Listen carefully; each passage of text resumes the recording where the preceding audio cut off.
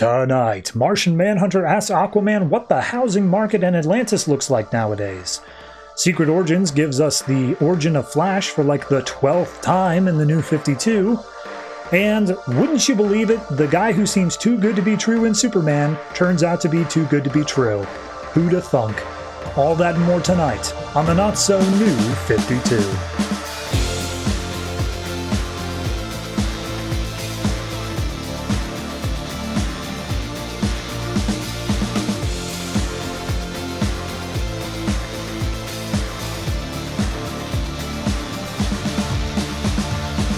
Hello everyone and welcome to episode 169 of the Not So New 52. I am your host and happy Thanksgiving, I guess. I mean, it's not till Thursday, so it's kind of weird I'm saying this 2 days beforehand, but I think I've always said it 2 days beforehand. I do have this strange tradition on this show where I don't actually like Thanksgiving. Every time I bring it up, I kind of disparage it and say, oh, you know, it's that day that we moved in and took all of the natives' land, and that's something that we celebrate. But this year, I've already kind of divorced myself from the world at large. Like, I look outside the window and say, I don't want to be a part of that anymore. And I have instead decided to double down on comic books and just doing that. So, for me to say, oh, let's not celebrate Thanksgiving is a little bit, I don't know, my heart's not in it this year. Go ahead. Celebrate the things you enjoy. Enjoy your family time. Enjoy watching whatever football game is on. Eat a lot of stuffing. That's my favorite part, the stuffing. So yeah, I don't have the heart in it to disparage it anymore. Just do what you're going to do. What I do have the heart for, though, is the fact that DC put out 15 comic books this week. They had 16 last week, they got 16 next week, but this week they decided to go easy on me. Thank you, oh merciful overlords. Let's talk about those comics. So, coming out this week, in no particular order, we have Arkham Manor, Catwoman, Superman, Red Lanterns, Aquaman, The Flash, Secret Origins, Deathstroke, Infinity Man and the Forever People, G.I. Zombie, Justice League Dark, our three weeklies, which is Batman Eternal, World's End, and Future's End, and we got a brand new number one, which is Gotham by Midnight. For anybody unfamiliar, spooky ghost cops. How do we deal with the spookier side of Gotham? Spooky ghost cops. That's it. So I will be sure to put that one first, followed by the event comic. The event comic, of course, is Red Lanterns. That's going on in the Godhead storyline. That being said, I would be remiss if I didn't say that Infinity Man and the Forever People, if you're following up on Godhead, it may be worth listening to that one. I say maybe because it definitely ties into Godhead pretty heavily, but it also sucks. So, really balance your choices with that one. Regardless, I know I go over on time, at least my own self-appointed time, with every one of these comics, so let's not waste any more of it and jump right on in with the brand new number one of the week.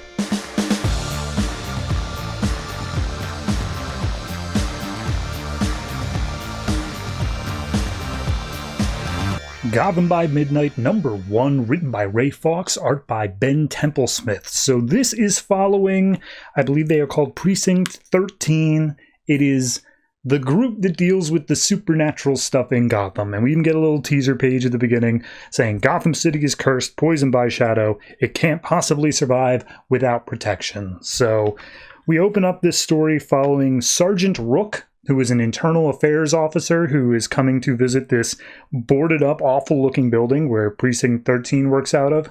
He's greeted by Lieutenant Weaver, and he's like, oh, hey, it's great that finally we got somebody down here from the main group. You can call us the Midnight Shift. That's our little name we got going on here. I'm glad you came down. And he's like, whoa, hold on there, buddy. I don't know who you think I am, but I'm with Internal Affairs. And like, all we know about this Precinct 13 is that you guys barely ever make any arrests and that Jim Gordon sets aside a slush money fund for you. So this just reeks of accountant fraud, and I'm just basically here to shut you down. So we then go to Jim Corrigan, who is the leader, I guess you'd call it, of the Midnight Shift. He is looking around in the back room just waiting for Batman to show up. And we get some interstitial stuff here, but Batman basically says, like, hey, man, why can't I just email you these files? Like, why do I have to do it in person? He's like, I don't do well with computers. Just let me see them. And he spreads out all the files on the ground. and one of them activates Corrigan's weird specter powers. And he's like, this one is supernatural. The rest of them are just normal ass crimes. So you can take those. And he's like, all right, sure. Sounds good, man. And Batman asks whether or not his team knows that he's the Spectre. And Corrigan's like, it's complicated. So we see the rest of the team. They have 3 officers. Corrigan, Sergeant Weaver, as mentioned before. And there's one other officer here who I can't remember her name at the moment, but we'll get to it. I think it's Drake, like Detective Drake. And then there are 2 civilians, or as they call them, consultants, one of which is a doctor named Xandor Tar in charge of forensics. He's just a weirdo. And then they have a nun named Sister Justine, who is just the expert on all the religious stuff. And they keep on asking Sergeant Brooke, like, are you a religious man? And he's like, no. Why? It's like, because you might want to become one. And they bring him over to this pile of salt. And they say, this was the Crime Alley Strangler. Now he has a weird gem embedded in his chest, but he turned to salt. Isn't that crazy? That's just the normal stuff we deal with here. So we see Corrigan goes out of wherever it is he met Batman with, drives with Drake. And Drake's like, hey, Corrigan, did you always want to be a cop? I did. I always wanted to be a cop because I saw a cop rescuing a kid when I was a kid, and, like, I thought it'd be a cool thing. This is not what I signed up for, man. So we see that Corrigan comes into Precinct 13 saying he's got a case. He pours himself a drink, and Sergeant Brooks is immediately like, dude, I'm standing right here. Like, seriously? And he's like, oh, right, sorry, you must be the internal affairs guy. Anyway, I know your type. You're already decided. You know everything there is to know. You're the science and rules kind of guy. How about this? You spend one night out there on the front lines with me, and I guarantee you'll change your mind. So ostensibly, he says, sure, and they go off to the place where the case file he got from Batman said, which is just a nice-looking neighborhood, ritzy-ditzy, out on the outskirts of Gotham. And as they go up to the door, they notice a little mark, a little sigil above the door, and they're like, that's suspicious, take note of that. So they get inside and they talk to the parents, and the parents are like, and even Sergeant Brooke brought this up before, this was a solved case. There were kids that were being abducted. These 2 girls that got abducted by this family were returned home. Like, it was solved. But then the parents are saying, they came back different. Like, they're not the same girls anymore. They don't talk to us. Like, everything's weird. But, like, the police say that's not a crime, so they don't do anything. Please, can you help us?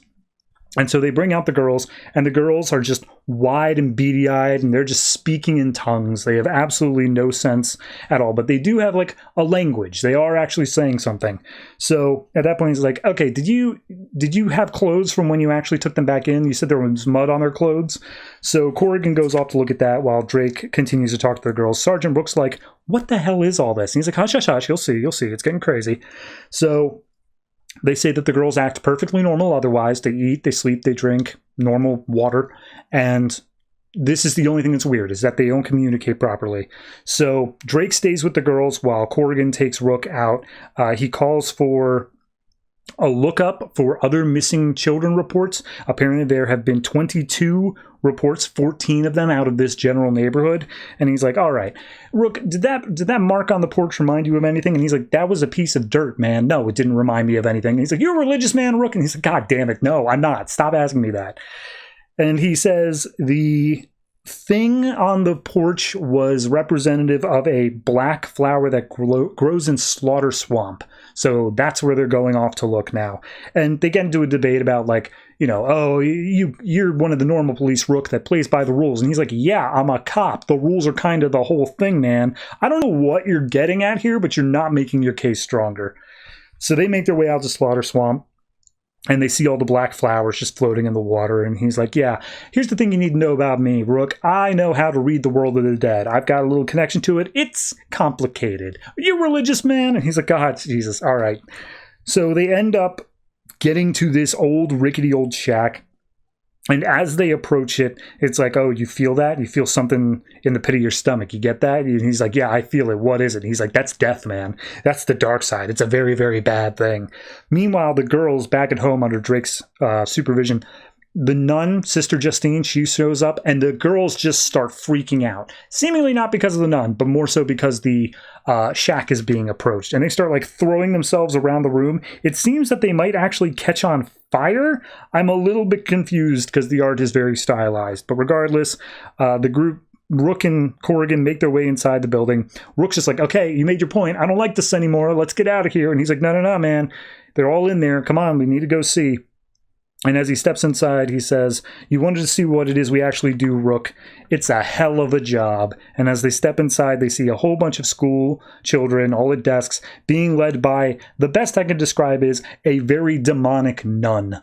So, yeah, it's a messed up story, man. It's here's the thing. I was iffy about the art style. Like, I just leafed through the pages when I was getting this book off my shelf. I was very iffy about it. But actually reading it, it fits it very well. It's a very stylized style, but I like it. I think that it does a great job of getting this sort of horror atmosphere while still being legible. It's not something where it's just, oh, now it's just a bunch of shadow and scribbles. You know, it actually gets the point across.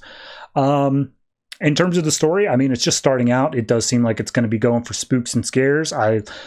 I appreciate that we're doing a fish out of water story of someone who's like against the team rather than just, oh, you must be our new member of the group. Let's walk you through everything we do. Like, no, it's someone who is actively opposed to them. So all in all, I think it's a solid start to a story. I always have a soft spot for a bit more of the supernatural stuff if it's done well. So I think I'm going to go ahead and say this one is a 7.5 for me, and I'm hoping for more in the future.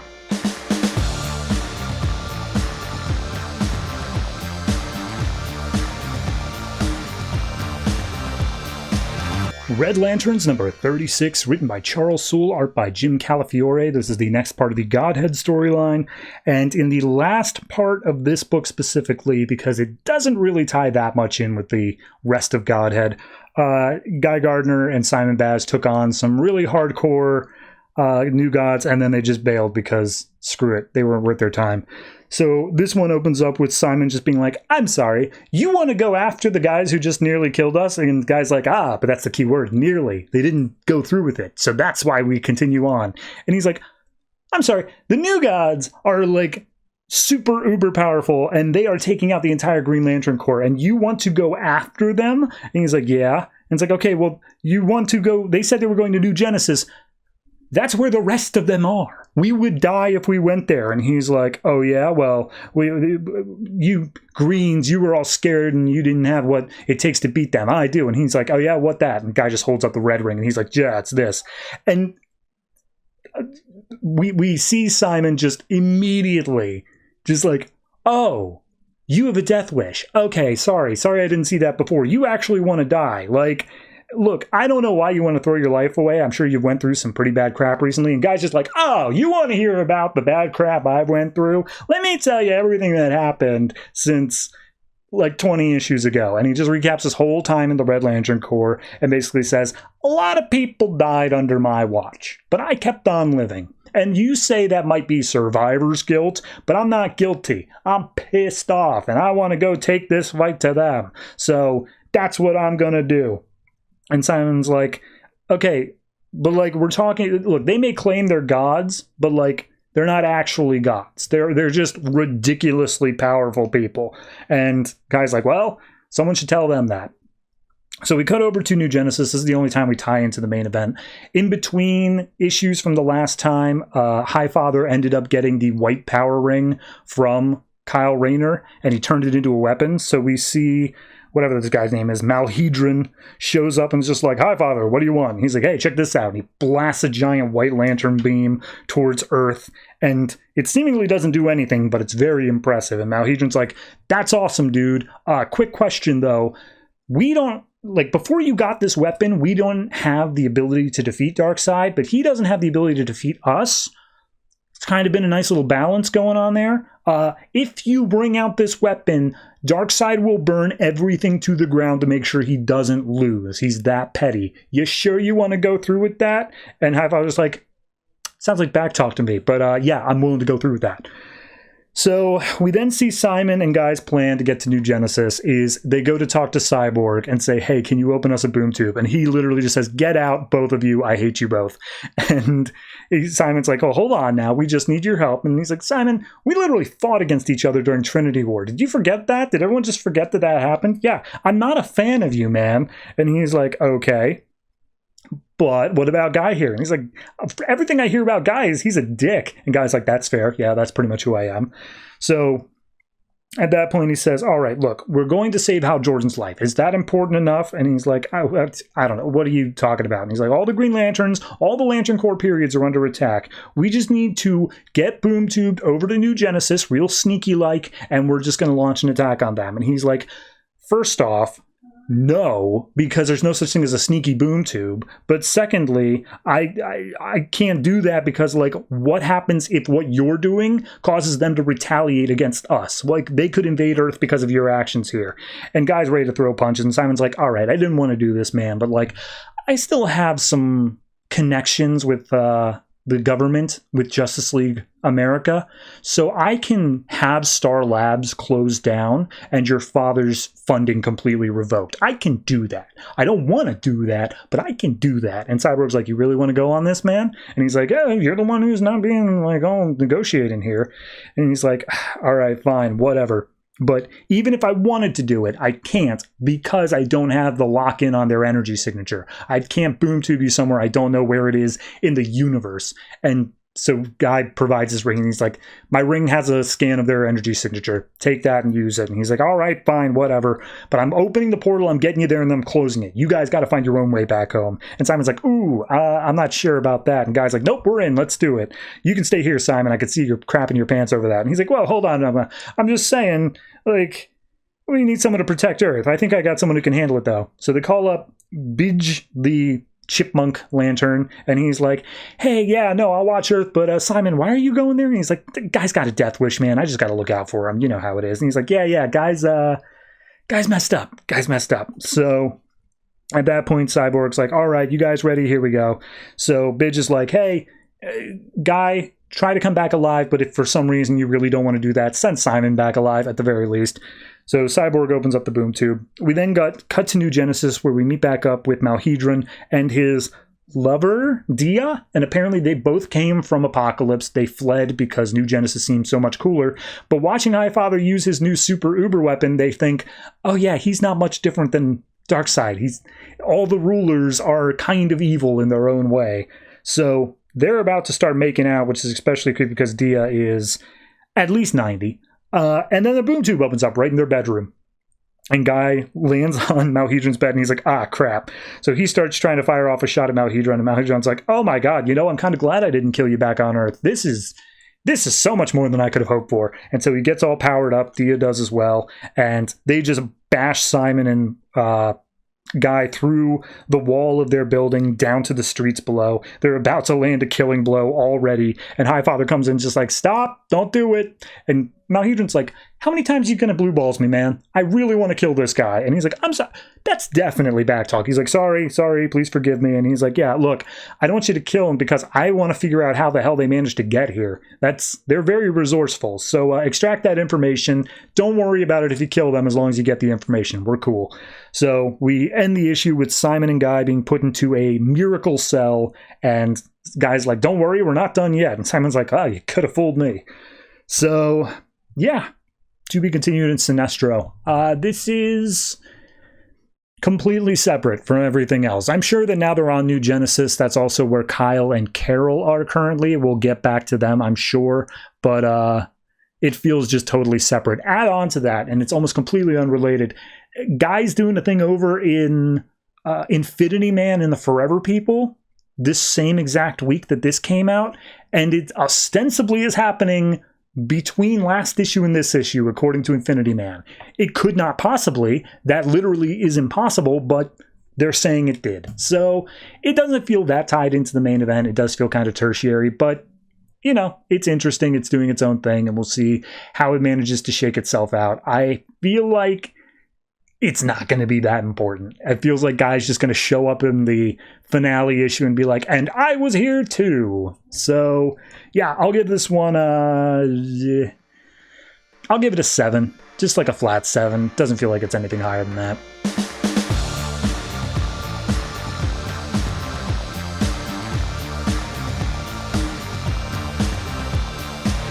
Arkham Manor number 2, written by Gerry, Duggan, art by Shawn Crystal. So last issue, there's a murderer on the loose in Arkham Manor. Batman gets himself put in as Jack Shaw in order to investigate from the inside. That's where we're at. So we open up this story with a guy named Seth, who is carving a jack-o'-lantern, very sternly looking into the camera. And we see his parents off to the side being like, hey, our kid's crazy. We just need to get rid of him. We can give up on him. I just don't want him hurting you, honey. And she's like, yeah, all right, fair enough. So they call up the police or whatever and get him brought to Arkham Asylum. And they're just like, Arkham? Is that really the best place for him? And it's like, Arkham gets a bad rap, but like it is the best place for him. And this is some time ago. This is quite a while back. And we see that he was in Arkham. He's screaming out for his parents as he's being taken away, but he was in Arkham when it collapsed. And he was one of the final people actually rescued from the rubble. He was underneath it more than anyone else. So he's screaming out and he's just like, oh, I'm dead. I know I'm dead. This is it. This is the end for me. I'm already dead. And we see he's now in a group therapy session at Arkham Asylum. And he's like, I know we're all dead. We're all here. But like, I'm still so scared of being swallowed up again. And the doctor's like, you're still alive. You're still getting care. And, like, I get why everybody would be scared of that. It was a scary time. You were under the rubble longer than anyone else. And we see a bunch of other people in this session, including Scarecrow, who they're just calling Mr. Crane because he doesn't deserve his doctorate, and Mr. Freeze, who is done via a Skype call with, like, a weird monitor robot that's just in the room because he has to stay in a freezer. And we see the doctor's just like, okay, look, we've all got this crazy stuff going on. There are murders going on. How does everyone feel being afraid? Is that something that's bothering people here? And one of them is just like, it sucks. And they all start laughing. And the doctor calls out the group because all of them are violent criminals who have attempted, at the very least, murder. And he's like, maybe, how do you think your victims would have felt? Everyone here's been violent, except for you, Mr. Jack Shaw. We don't know. You haven't killed anybody. And Jack Shaw's like, not that you know of.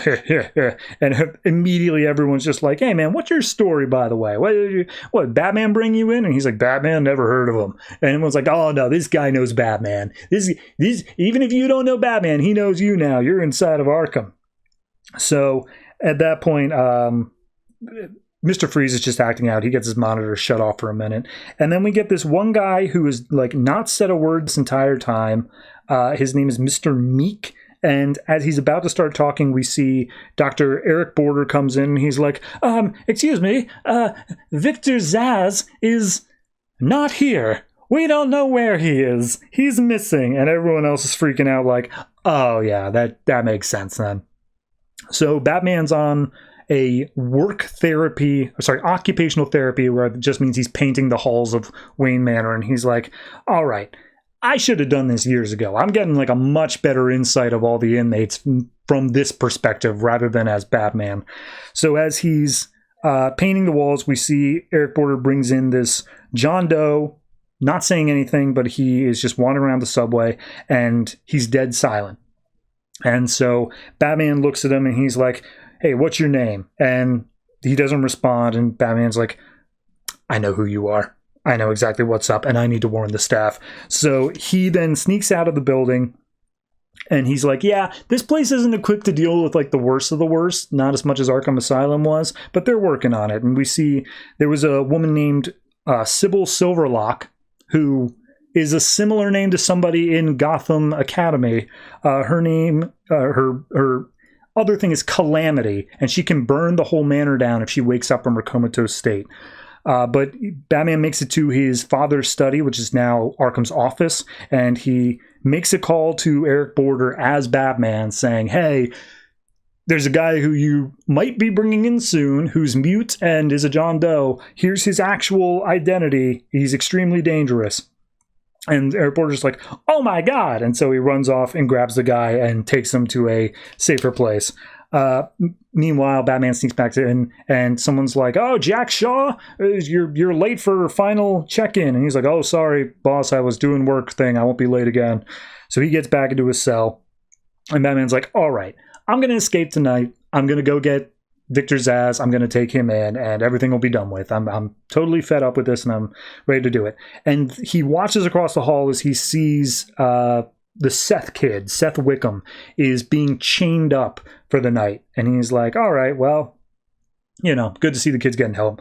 So he starts undoing the lock in his cell when all of a sudden he hears a drilling noise from across the hall, like where he sees Seth. And as he looks back out his window, he sees Seth is just a bloody mess on the ground. And he's like, oh God, no.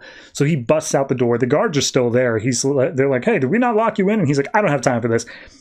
Batman just takes out the two guards, grabs their keys, runs over to the hallway where Seth is, who is bound and gagged and has been drilled into his head, but is seemingly to some extent still alive. And he's like, all right, there was only one entrance to this room. The killer must still be in here. And we see some lights come up. They blind him momentarily while turpentine is thrown into his eyes. He manages to not go blind from it, but he's fighting blind at the moment. And he starts throwing punches like crazy. He does land a few on this mystery assailant, who decidedly does not look like Victor Zsasz, but regardless, may very well still be. So Batman's expecting to run at this point, but he doesn't. He picks up the drill, comes after Batman again, and Batman sweeps the leg and just like, all right, give it up, Zsasz. But this is when the guards finally do something. They show up, they knock him out, they say, Jack Shaw, lights out, and they give him a concussion long enough for the assailant to disappear into the darkness. And as the guards are about to get real heavy-handed with him, Eric Border comes up and he's just like, oh, enough. Medical team, we need someone here to take care of Seth. Jack, do you know how many fingers I'm holding up? And he's like, yes, 3, you're fine, whatever. And he's like, good. What did you see? What was going on in there? He's like, oh, I saw Seth from my window. He was being attacked. There's something in there. He's still in there. And Border turns on a light, looks around the room, and he's like, I think you're confused, Shaw. This room is empty. As we see the villain himself is sitting there watching somehow from the darkness. So, who is it? Probably not Zsasz. This seems a bit too easy at this point. But, yeah, no, it's setting up a decent mystery, a little bit of a horror aspect to it. Didn't expect a big reveal from Gotham Academy to be in this book, but check that book out if you haven't. Yeah, no, overall, it's a fine read. I'm definitely into the Jack Shaw persona. It's an interesting one at the very least. And looking forward to the next books. I'd say this is like a solid 7.5. I'm enjoying it, and I'm looking forward to the rest.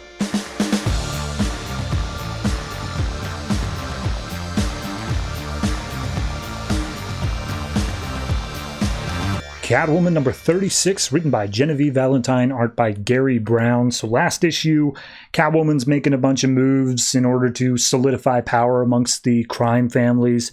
And we also see that Black Mask is possibly making a deal to take his quote-unquote view back with some random guy who just showed up.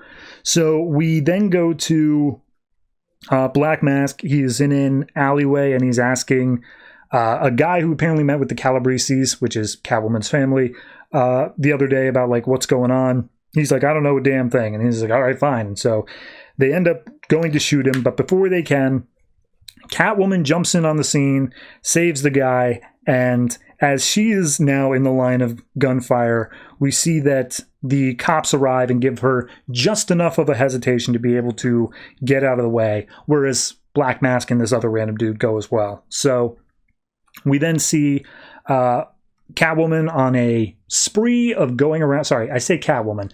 That's actually not accurate anymore. Selina is going around on a spree of shaking hands with all the different families, making deals with them, and it seems like everything's going well. However, during one of these things, we see that Detective Alvarez has managed to take photos of her, and he's like, see? That's like 8 families she met with. She's definitely planning something big's going on. And her partner, whatever you want to call it, his partner is like, she's doing good stuff. Like this family that are shaking hands with, they're the ones filling in potholes outside my apartment. Why are you trying to mess with a good thing here? And also, she's the most powerful woman in Gotham. And she holds up one of the photos and is like, and she knows that you're following her because she's looking dead in the camera in one of them. So we then cut to Selina getting back home with some of her friends or whatever.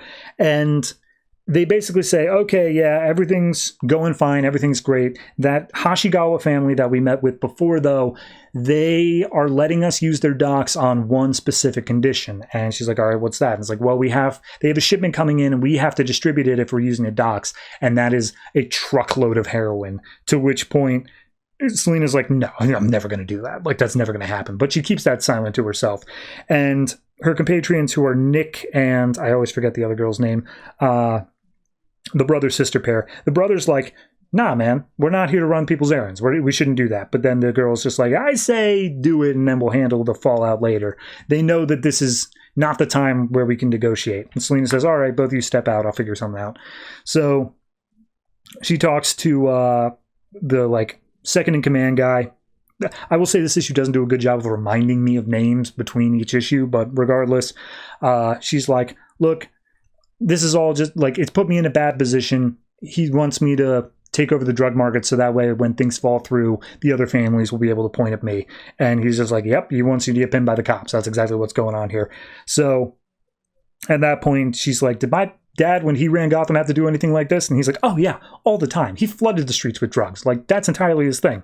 But it's a complicated business. And she's like, well, I don't want that to be my legacy. And he's like, it doesn't have to be yet. So we then see that the dude who was working with Black Mask, his name, I'm not sure they get to it on the next page, but he's basically giving a thing to the Gotham people, a press conference saying like, I represent Ascolat Incorporated and we are going to take over the exclusive contracts for reconstruction of Gotham. We're going to build it back up. We're going to build it better. We're going to be transparent. And as he's saying this speech, we see that he does like bribes and blackmail and all this other horrible stuff. But he's saying that he's going to be transparent, but he's taking away contracts from the other crime families going on. So Catwoman and the other girl, Antonia, sure. They're saying, okay, we'll figure out who he is. We'll set up a meeting. We're going to bug the tower so that we can hear everything that they're going to say. Otherwise, try to block the construction that they're doing through whatever means. Try to be legal. If it doesn't work, go illegal. But we'll do whatever we can to make this all work out. So we then go to Selena meeting up with Eiko from the Hasegawa family and basically getting the answer to the heroin thing. And Eiko's just like, so what's the answer? What are you going to do? And she's just like, look, you're here, which means your dad obviously thinks he knows what the answer is going to be already. Otherwise, you're a great negotiator, and I'm just unaware of that. But like, yeah, we're going to go through with it. We're going to distribute the heroin. And Eiko was visibly disgusted of like, I don't know. I thought you would just be better than that. And she's like, yeah, same here. But like, I'm doing what I have to do. This is all I really have the option for right now. So she walks out in disgust. Meanwhile, we see Alvarez is on the phone with someone saying like, oh, hey, I've got some information. I need to go check it out. I'm going to take a smoke break. And she's just, partner's just like, who are you trying to fool here? We all know what you're doing. Just go ahead and do it. Who cares? So he steps out, and then we see someone is waiting in the alley for just after he leaves. So Selena's meeting with all the crime families. Everyone's pointing fingers at like, how did this guy get the jump on us? He just came out of nowhere and took all these contracts. Blame's going between the Falcone family and a bunch of other ones. And Selena's just like, all right, look, the judge who signed over all the stuff and took it away from your families, we can get dirt on him. We'll get that switched back over ASAP. For right now, we're going to take care of the weapons sale and everything else going on. If anybody wants to volunteer some soldiers, I'll take them. Otherwise, meeting adjourned. And as the second-in-command guy is the only one left in the room, he passes over the newspaper that Alvarez was looking at earlier with his little scribbles on it saying like, yeah, this guy's looking into you. He's been following you. We may need to deal with this sooner rather than later. And also they're looking into Aiden Mason, who is, I guess, the name of the guy who's helping out Black Mask. So we see Nick and Antonia are talking about going on to the deal tonight, going out to talk to this dude. And Nick is basically telling Antonia, I don't like it. It's too risky. Stay home. And she does for whatever reason. But we see that Selena already expected this. Nick, because he doesn't like the heroin deal, is going to talk to the police about it and get it shut down. And Selena's like, yeah, I can't do it myself, but if the police get involved, I have plausible deniability. So we see that he is talking to Detective Alvarez. That's what they went out to talk about. And Alvarez is like, hey, look, I'll do what I can, but you better watch your back because I'm not going to be able to do anything for you. And as Nick walks down an alleyway after talking to him, he gets grabbed by somebody. We then cut to Selena on her rooftop, and Catwoman shows up. And she's like, I was wondering when you'd show up. And immediately Catwoman lunges at Selena. They start fighting each other. She's just like, okay, all right. Didn't expect this to happen this way, but whatever. And she manages to take a knife from Catwoman, slices open her suit, and reveals one of Eiko's tattoos. To which point she then unmasks Eiko and be like, why are you doing this? What is going on? And she's like, Catwoman's a symbol. She should be stopping the things that you're doing. She wouldn't get involved in heroin. And Selena's like, that's not what Catwoman's a thief. What the hell are you talking about? That's not at all what's going on there. And she's like, oh, Catwoman does what it takes. And Selena's like, look, I'm doing what I have to do in order to be able to help the city in the long term. If that means I got to move this heroin right now, that's what I'm doing. But like, I'm also making other moves you're not aware of. And she's like, oh, well, you could have fooled me. So she basically tells Eiko, go home, stay away from me. And like, I don't want to hurt you, but let's not find out how long that's going to last. So Eiko jumps off the building, goes away, and Catwoman's just like, God, I thought I had it all figured out, but like, this is messed up, man. This is really weird. And the final page reveal is Nick. Turns out he was grabbed by Black Mask, and Black Mask is like, oh, you have made some very poor decisions recently. So clearly he's not going to be long for this world. Yeah, it's a dense book. It's got a lot of like, oh, whose allegiances are with who and everything, like 1,000 moving little parts. I like it though. I think it's very well written. I do think it would be much more beneficial to have a reminder of characters at the start of each issue. Just even saying their name, like that would be enough for me. As of now, the Lieutenant Guy is still just going to be Lieutenant Guy. I don't know who he is. Like, I think I was going to say Nick, but Nick's clearly the other guy, so I don't know anymore. Regardless, art's fantastic. I like the way the plot is going. Someone else taking up the Catwoman mantle is also pretty nice, so I'm going to give this one a just shy of an 8. I'm going to give it a 7.5.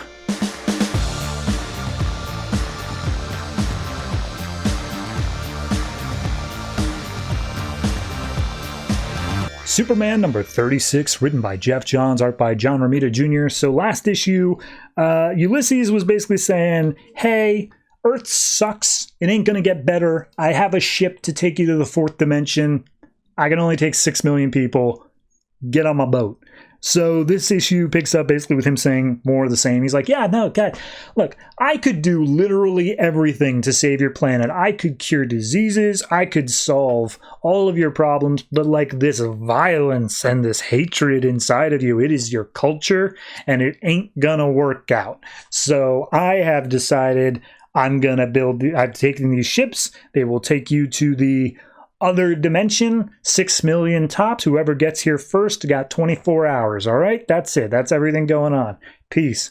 And as he signs off, Perry White's like, geez, Kent, you're the one covering this guy. What are you going to do about this exodus of Earth? And he looks around for Clark, and Clark is already Superman in the field where Ulysses is. And Superman's like, what are you doing, man? What is going on? And he's just like, I've sent transports to all the nearby cities. I'm loading them up. And Superman's like, you can't take these people. He's like, I'm not taking anybody. This is an open offer. If they want to leave, they can leave. What, are you going to stop them?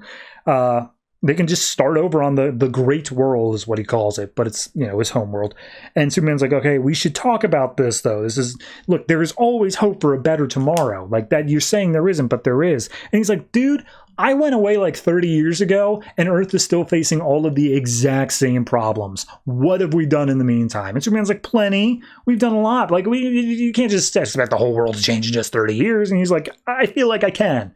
I feel like that's plenty of time. And you haven't been able to do anything. I know I can't do anything. I think we just need to say la vie and just move on here.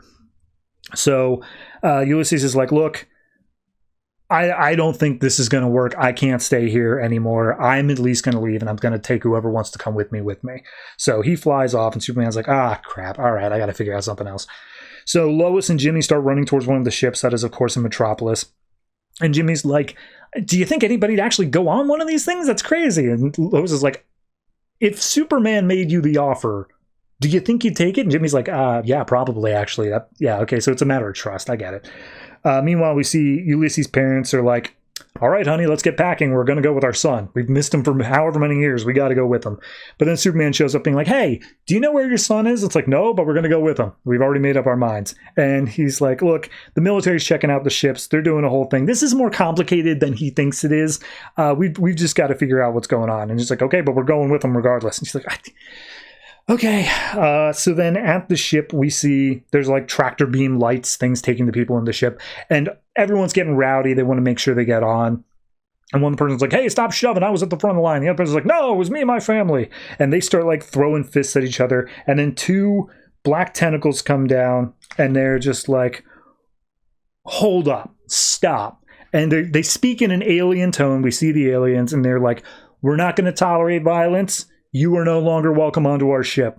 But then one of them had the family was like, oh, please, my child is ill. Take my child. And the other one's like, help us, take us, please. Da, da, da. And Jimmy and Lois are like, oh my God, there's so many people that need help. Jesus. So we see two of the guards that are watching over that thing that Ulysses took out in the first issue are like, what the hell are we standing around here for? We should go to the planet. My wife wants to go. I'm going to go. Let's go. So they just leave the thing on guarded, and it's apparently called Cleric, and Ulysses steps up, and Cleric says something in an alien tongue. Ulysses reacts badly. Cleric says something else in an alien tongue, and Ulysses responds with some other little message, and then he walks away. And it turns out he goes to his mom and dad's place, and he's like, hey, yeah, mom, dad, I love you very much. I want you to know that. And he's like, oh, it's okay, son, we're going with you. And they're like, ugh, okay, I love you too, but here's the thing.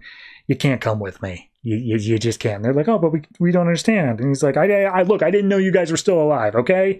They didn't tell me you were still alive. I'm trying to protect you. And the parents are like, what? What are you talking about? And then Superman steps out and he's like, what's going on, Neil? What's happening, man? Talk to us. And Neil's just like, you have Superman here? What's he doing here? And she's like, you're scaring us, son. And he's just like, look, let me just say goodbye to my parents and then I'll go, okay? And Superman's like, no, not until you answer my question. And they stare down for a minute, and then Ulysses throws a punch. Superman blocks it, and a whole bunch of energy starts being built up. And Ulysses is like, this wasn't supposed to happen. And he blasts Superman out of the house into a nearby hill across the street. And he's just like, I didn't want to do this. I didn't want any of this. But this is the only way to save my parents. Look, I'm trying to save you too, Superman. You're a good man. And then he blasts Superman with more energy, just shoving him dead center into Metropolis. And he takes on a bunch of energy from a nearby power supply grid, starts blasting it into Superman, who's now lodged in a truck. And Superman's like, I don't understand. What is going on? And Ulysses is like, look, I've done this before, but this was different. This was Earth. And he picks up Superman, still beaming with energy, and says, you're right, Superman. A perfect world doesn't happen overnight. A perfect world has a cost, and Earth must pay for it. So my theory going out of this issue is that the 6 million people that are getting onto the ship will be sacrifices, because a sacrifice is required to keep the world, the perfect world, going. And Cleric is not actually as bad of a villain as we think he is. Something to that regard, I'm guessing. Beyond that, it's a good issue. It's a fine issue. It definitely is very fast-paced. I mean, there's not a lot going on here. It's just everybody on the ship, and then Ulysses being like, oh, but it's actually something nefarious. So, yeah, I'm going to say this one is probably just like flat 7. Here's the thing. I'm getting more and more used to John Romita Jr.'s art, and I don't like that I am, but like, it's actually okay. So, yeah, I'm going to give it a 7 for this one, and I'm hoping there's another twist. I'm hoping that it's not just as straightforward as I think it is, but if we do that, it's still not a bad story.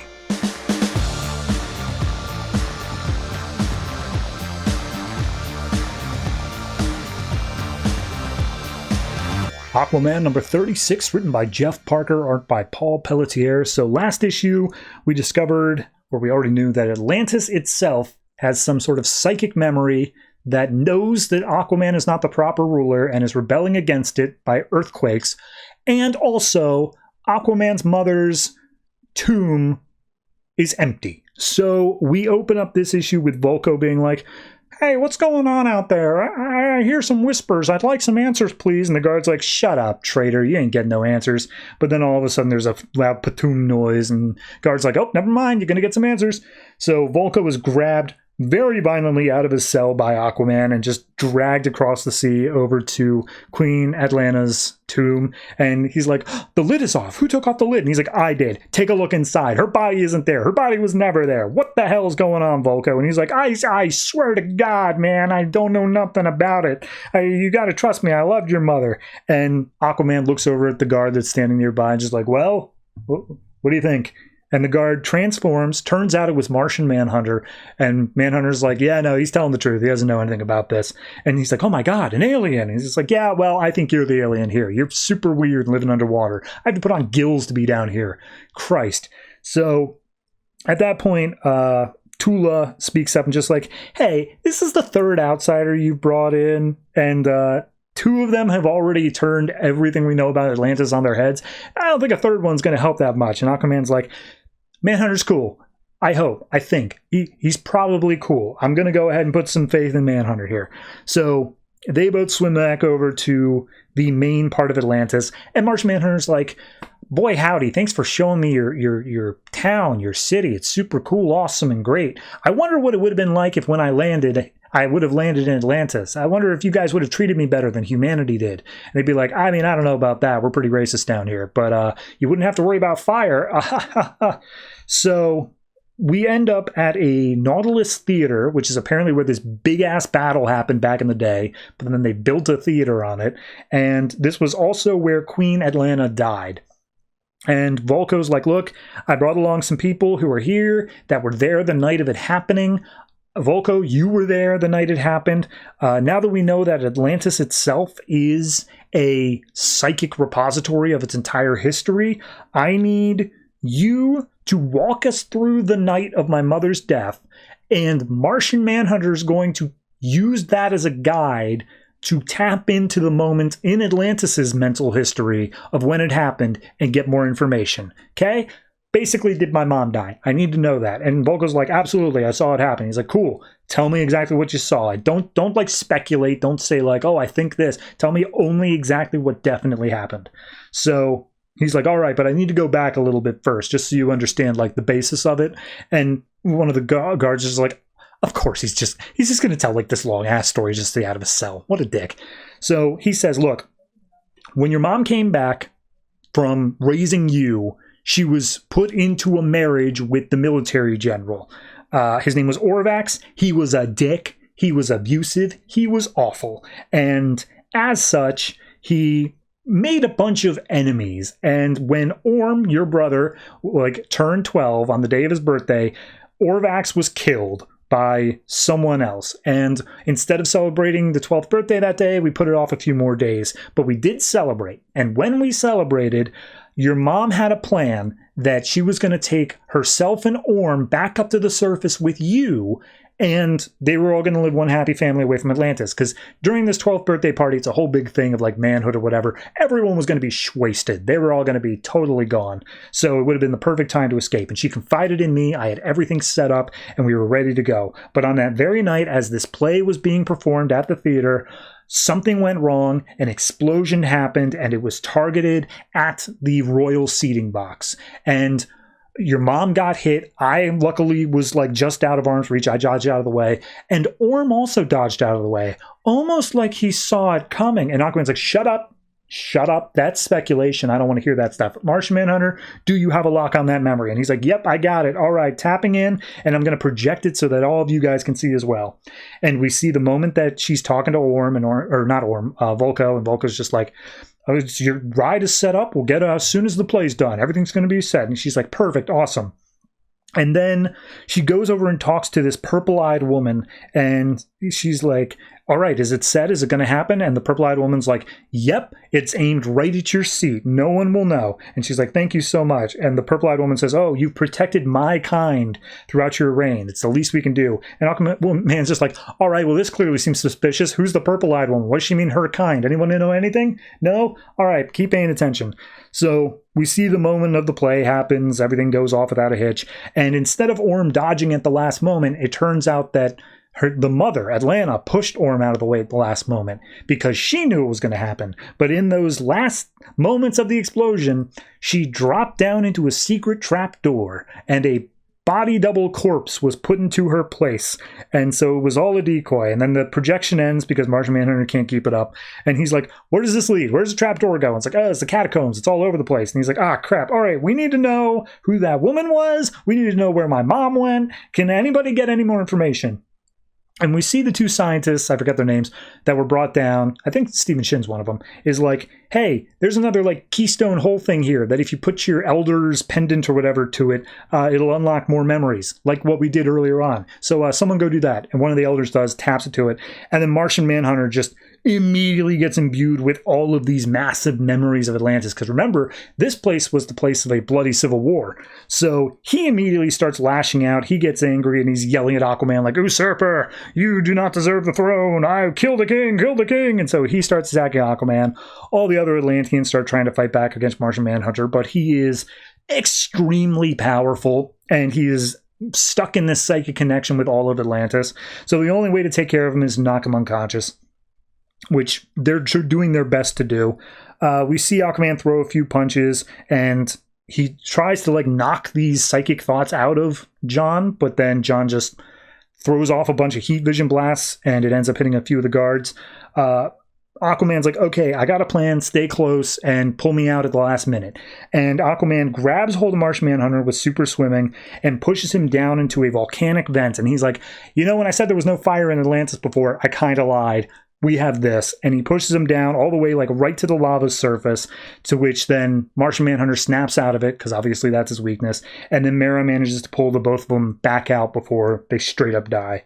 So Arthur's like, look, okay, I was so eager for information. I'm sorry. This is some time has passed. He's like, I'm sorry I did all that, but like, yeah, we just found out a lot there. Martian Manhunter, are you cool? And he's like, yeah, I'm good. Like, but I had this vision. It does in all of it. This thing that kept coming up from your mother's memory. And he shows like a psychic projection of it. And it's this circular ring of stones with all these glyphs on it. And he's like, this thing, it's large. It's something like, is it familiar to you guys? And he's like, yep, that's a portal. So we're going to a portal.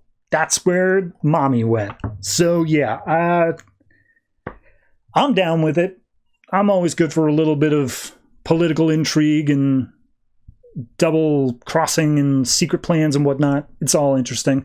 Martian Manhunter was a good pull here. I like the fact that he's included. It also works with this whole psychic thing of Atlantis. I think it makes, even if he's only for this one issue, it was a very smartly crafted crossover / part of the larger universe thing going on. So I'm going to say this is a... I want to give it the 8, but like the fight scene's kind of just a little bit boring for me. I think I'm still going to go with an 8 though. I think the fight scene doesn't pull it down that much. I am super into whatever the next issue is going to be, and hopefully, I don't think the mother's still alive. I don't think they're going to cross over that bit of continuity, but I'm interested to see what the final plan here actually is. So, 8.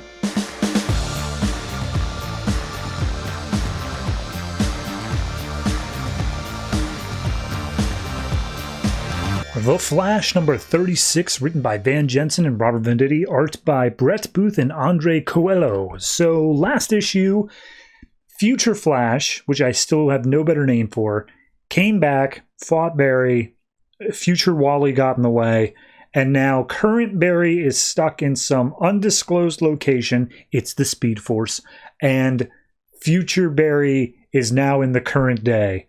So we open up with current Barry. It's not going to get easier to understand. And he's being attacked by a robot. There's a dinosaur around nearby. He's like, what the hell is going on? The robot says, intruder, exterminate, and he starts attacking.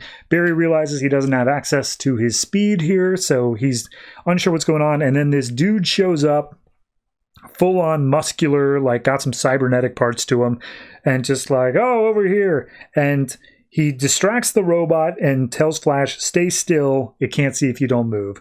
And then we cut back to current day where Future Barry is there and he's like, oh my god, I feel great. We've sealed the hole in the Speed Force and I feel amazing. Computer, run diagnostics. And the computer's like, wow, Future Flash, you're 20 years younger. You could actually blend in and seem like your normal Barry. And Future Barry's like, how the hell does that happen? And the computer's like, Speed Force, I don't gotta explain. So At that point, Future Barry's like, all right, well, cool, let's do it. So he runs back. Patty's cleaning up a mess he made because he dropped his food bowl, and Future Barry comes in, just gives her a big old smooch on the lips, like, Patty, I can't believe it's you. I can't believe I haven't seen you in so long. She's like, what? You just saw me earlier. What are you talking about? Also, what's with the new blue suit? That's weird. And did you sew my watch into your suit? What are you doing, man? And he's like, I've been working on the suit for a while, and I wanted to have something to think of you as I was superheroing. And she's like, all right, cool, whatever. Anyway, you're going to be late for work. Go get changed. Let's do it. So they go to the GCPD, and we see, like, they're talking about date nights and stuff like that. Barry's like, absolutely. Let's do whatever you want. I'm so down for it. And she's like, all right, cool. I'm liking this. But as they walk into the police department, they see Wally, and he's just like, wait a minute, hold on, are you in trouble? And he's like, no, you said that you would watch me today. You told Iris about it yesterday. Do you not remember this? And he's like, of course I do. Let's go to the police garage. That's a cool place for kids to check out, which I think is in this direction. And Patty's like, no, it's in that direction. It has not changed since yesterday. So they make their way to the garage, which is full of, like, helicopters and SWAT tanks and all this other stuff. And he's just like, yeah, no, isn't this cool? Hey, here's the garage mechanic. His name is and he's like, it's Tim, Barry. But yeah, no, hey, I'm always happy to show off the garage. And he tells Wally, like, hey, swing by sometime, I'll show you how to disassemble and reassemble an engine.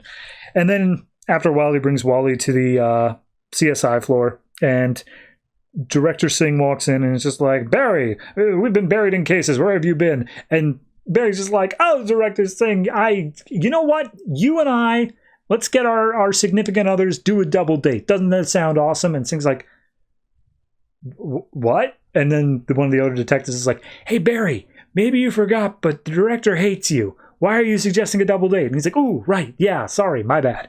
So he goes and settles down with Wally, and they start looking through case files, and Barry looks over at one of them for James Shea, who Barry's like, oh, this guy, he's managed to elude me for a while, but I'll take care of him soon. In the meantime, let's look up some other people. Let's do some other stuff. And Wally's looking at him, looking through the police database, and he's like, oh, can you look up anybody? He's like, sure can. Why? Do you have someone in mind? And he's like, can you find my mom? And Barry's like, oh, yeah, no, totally. I can find your mom. I will definitely go find your mom now. So we cut to later. Barry's meeting up to drop Wally off with Iris. And also, can I just say, Wally this entire time looks like he's 7. Like, he's significantly younger looking than he should be. So he gives Wally some money to go get, like, a coffee or something for him and get some stuff for himself. And he goes, sits down with Iris. And Barry's immediately like, hey, did you know that Wally's mom is still missing? Like, we should find her. And he's like, yeah, ever since the crime syndicate thing, she just cut her losses and ran. Like, it sucks, but it's what she did. Like, what is this? Why are you doing that? And Barry's like, oh, well, I don't know about all that, but, like, we can find her. Anyway, I've got something that I care about that I want to show you. And he passes his paper over to Iris, and Iris is like, wait a minute, hold on. Is this a case? Are you giving me some journalistic stuff to work with? Because you're a goody two-shoes. You never do this. And he's like, well, this is too important. I want you to read it. And Iris looks at it, and she's like, oh, my God, this is huge. It could make my career. Are you sure? And he's like, yep, you're the reporter. You do it. And we don't actually see what it is, but Wally walks over, hands the coffee to Barry, and just like, all right, well, I got to get back to the office, and I'm going to go find your mom. I swear on it, Wally, I'm going to do that. So we cut back to the Speed Force. We don't know it's the Speed Force, but Barry is being held still so that the robot doesn't see him. Robot flies away, and then the dude who's holding him still jumps in the air, stabs the robot, and takes off its head. And he's like, yes, it's a sentry machine. Few more of them have shown up. The 24th century must be a very secure time. And Barry's like, 24th century? Wait a minute. This thing's from the future? And he looks at it and sees it's from Lex Wayne Enterprises. And he's like, yeah, future, past, present, it all shows up here. And Barry asks for this guy's name, and he says it's Selkirk, and that he knows a thing or two about speedsters. To which then he tells Barry, hey, follow me, more of them are going to show up here, or maybe another dinosaur. To which Barry's like, hold on, wait a minute, I know where this is the Speed Force, isn't it? All the different stuff from the different eras.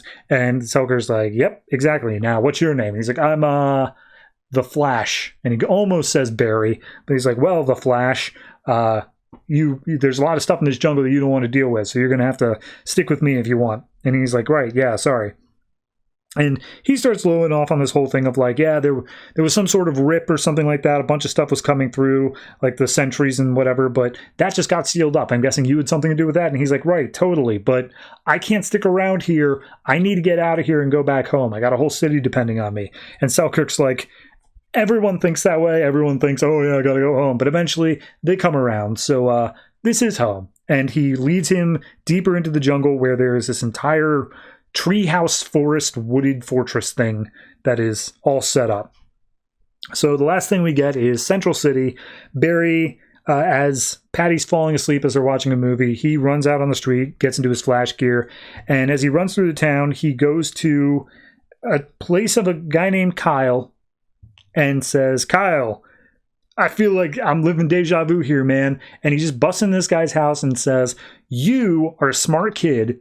You programmed to like hack into the police databases, but you used that programming knowledge to set up a victims list. And now you become like a serial killer or whatnot. You get off on a technicality in the future, despite the case I built against you. And now I'm not going to let that happen again. And Kyle pulls out a gun and he aims it at Flash. And Flash is like, oh, yeah, that's not going to work. And he catches the bullets out of midair. And he's like, I have gotten a second chance here. I am going to get everyone who managed to escape justice, and I am going to take them down. And he shoves his vibrating fist into Kyle's chest and says, all right, one down, so many more to go. So immediately, Future Barry plays his hand and goes full dictator evil. We couldn't have a period of him just being like in the middle ground. Nah, he goes with the Future Crimes Prevention Unit. So I mean, I'm a little bit iffy on the Speed Force stuff. We already did a Trapped in the Speed Force story in this book. Obviously not in this run, but regardless, I don't know if it's going to be doing it any better than that. As for Future Barry acting as current Barry, all right, sure. Show me what you got. I'm not opposed to it, but I need to see this as more than just, I'm going to stop all crime before it happens because I have future knowledge of it. Give me something more. Beyond that, I think this is probably just going to be a flat 7 for me. I wasn't super impressed with the issue, but it also didn't do anything wrong. So we'll see where it goes from there.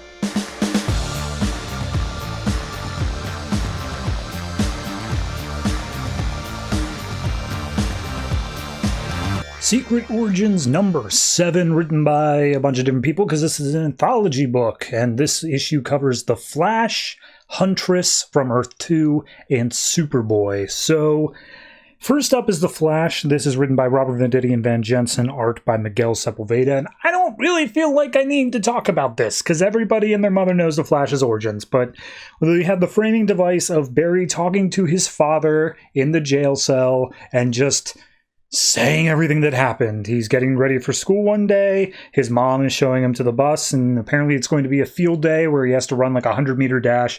And he doesn't want to do it, but his mom's like, well, you just run as fast as you can and then run your way home and we'll celebrate wherever you come in, no matter how you finish. So we see him hop on the bus.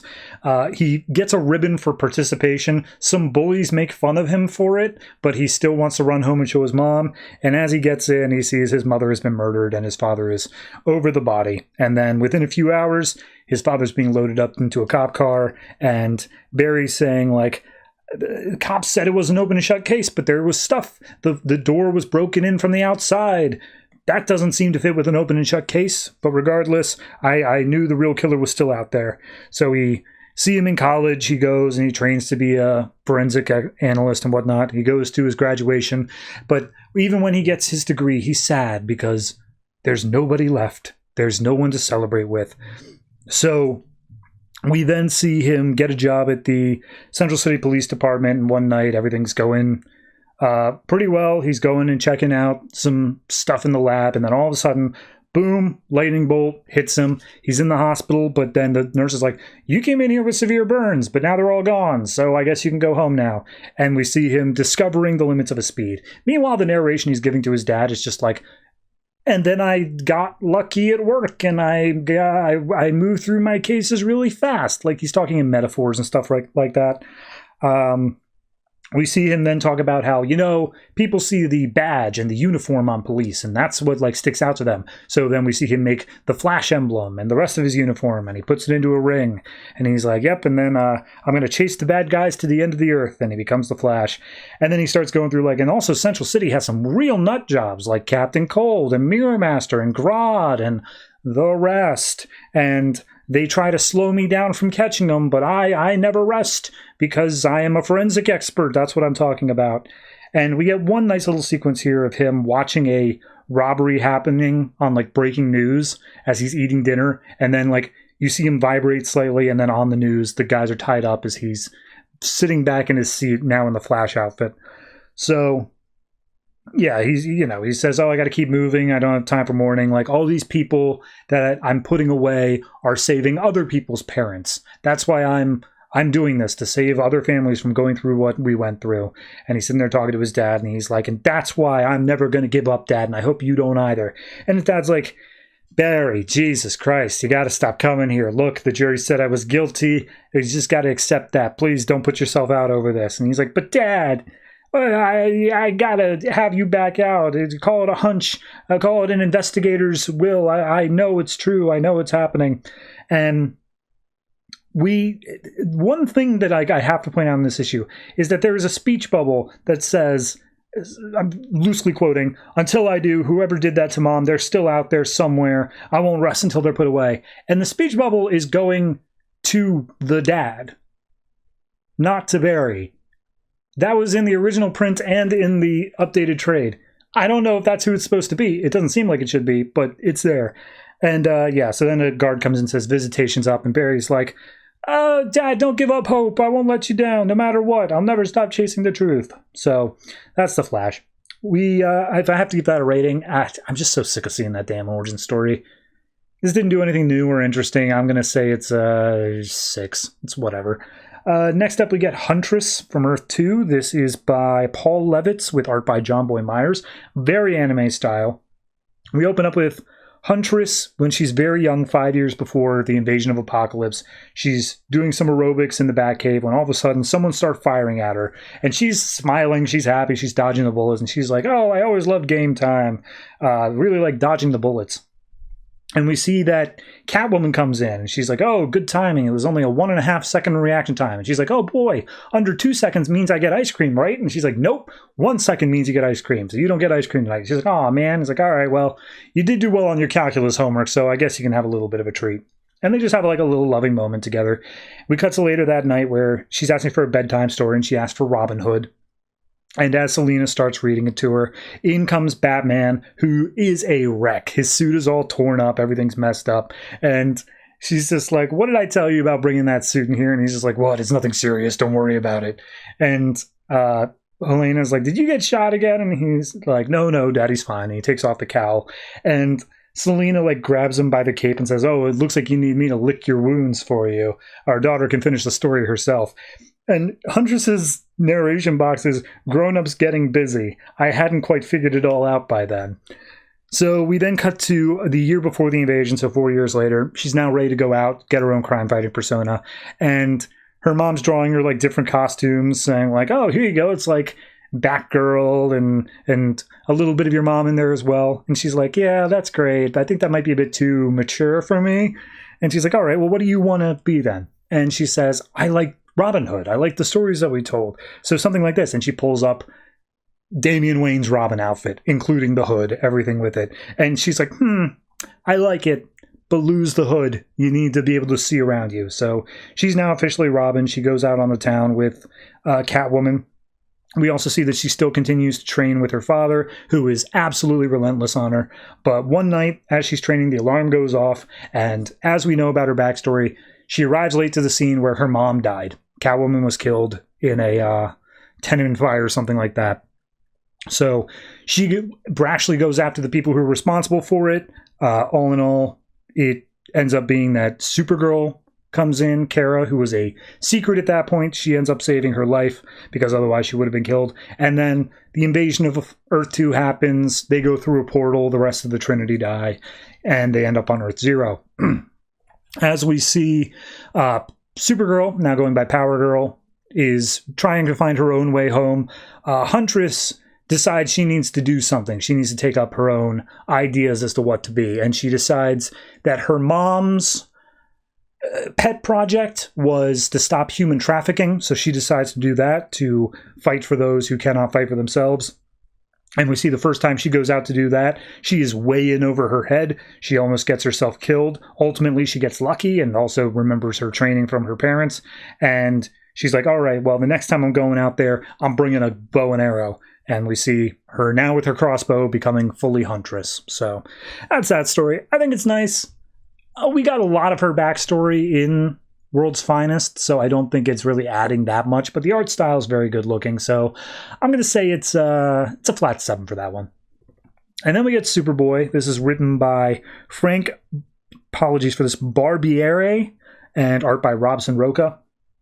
And we see Superboy, and this is Con L, I believe that's the one it is, and, you know, the clone version, and he's walking down the street, he looks up, he sees Superman in the sky, and he's like, man, I don't know who I am. I'm still trying to figure myself out. And he goes to Star Labs, and he talks to one of the doctors there, and the doctor's like, oh, hey, yeah, you must have grown up in a lab, didn't you? And he's like, yeah, I mean, cloned and then exploded out of one, if you really want to get technical or whatever. But the doctor's like, well, thanks for letting us get some of your blood. We're going to sample it and see who you really are. And he's like, right, who I really am. So he sits down.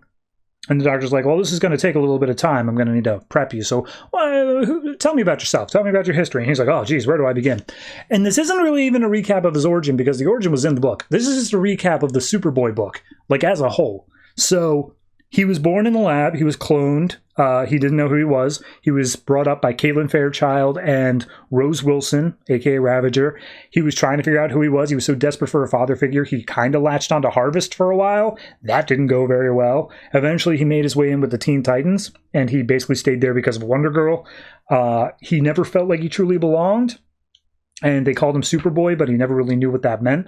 And then, like, in the lab, we cut back, and it turns out Superboy is like, hey, is that a kryptonite-laced needle? And he's like, yeah, I figured you have all the powers of Superman. Like, I'd have to get through your skin. He's like, no, I don't have that kind of... I got telekinesis, and that's, like, really about it. That's, like, all I got going on for me. So you didn't need kryptonite needles. And he's like, oh, all right, fair enough. So he gets out, he pulls out another one, and he's like, oh, have you ever met Superman? And he's like, oh, yeah. So we see the moment he met Superman, and he just lashes out like an angry teenager. He doesn't want to feel like he was bred to defend the world or anything like that, like he has this destiny. So he fought back and he tried to take a darker path for a while, but ultimately he was wrong. And then the book says the understatement of the century, which is, then things got a little weird.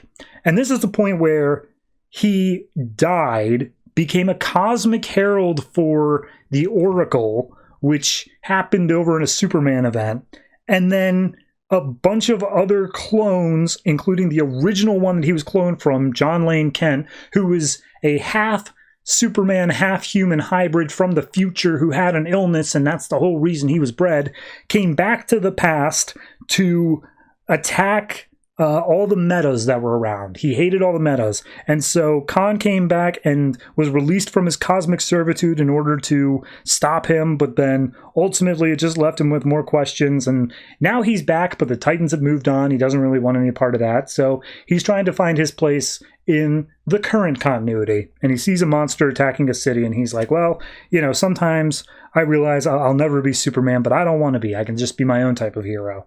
And we see the blood sample's been taken, it starts getting loaded up, and Superboy's like, you know what, Doc, screw it. I don't need to know who I am. I know who I am. I'm Superboy. And he just walks out, and the doctor's like, but like, wait, but like, yeah? And all of a sudden the results are up on screen, and we see his DNA configuration is loaded up, which is 45% Kryptonian, 45% human, and 10% something else entirely. And that was already known. I'm pretty sure that was already a thing. So I don't think we added anything with that. It's all right. I really like the art style. I think Robson Rocha's art is fantastic there. Writing stuff, I mean, it's just a recap of the Superboy book. Honestly, kind of useful. It kind of just strips it all down to like, here's the most basic beats you need. Because if you try to actually read the Superboy book, it's so goddamn confusing. So no, I think it's a solid issue in its own right. It just doesn't add anything or like do anything special. It's just kind of like, you can't read 34 issues of Superboy. Here you go. 7 seems right. I think a lot of that is the art, but it is also, it feels wrong to give it beneath that. So yeah, that is Secret Origins number 7, and we will see 3 more heroes next month.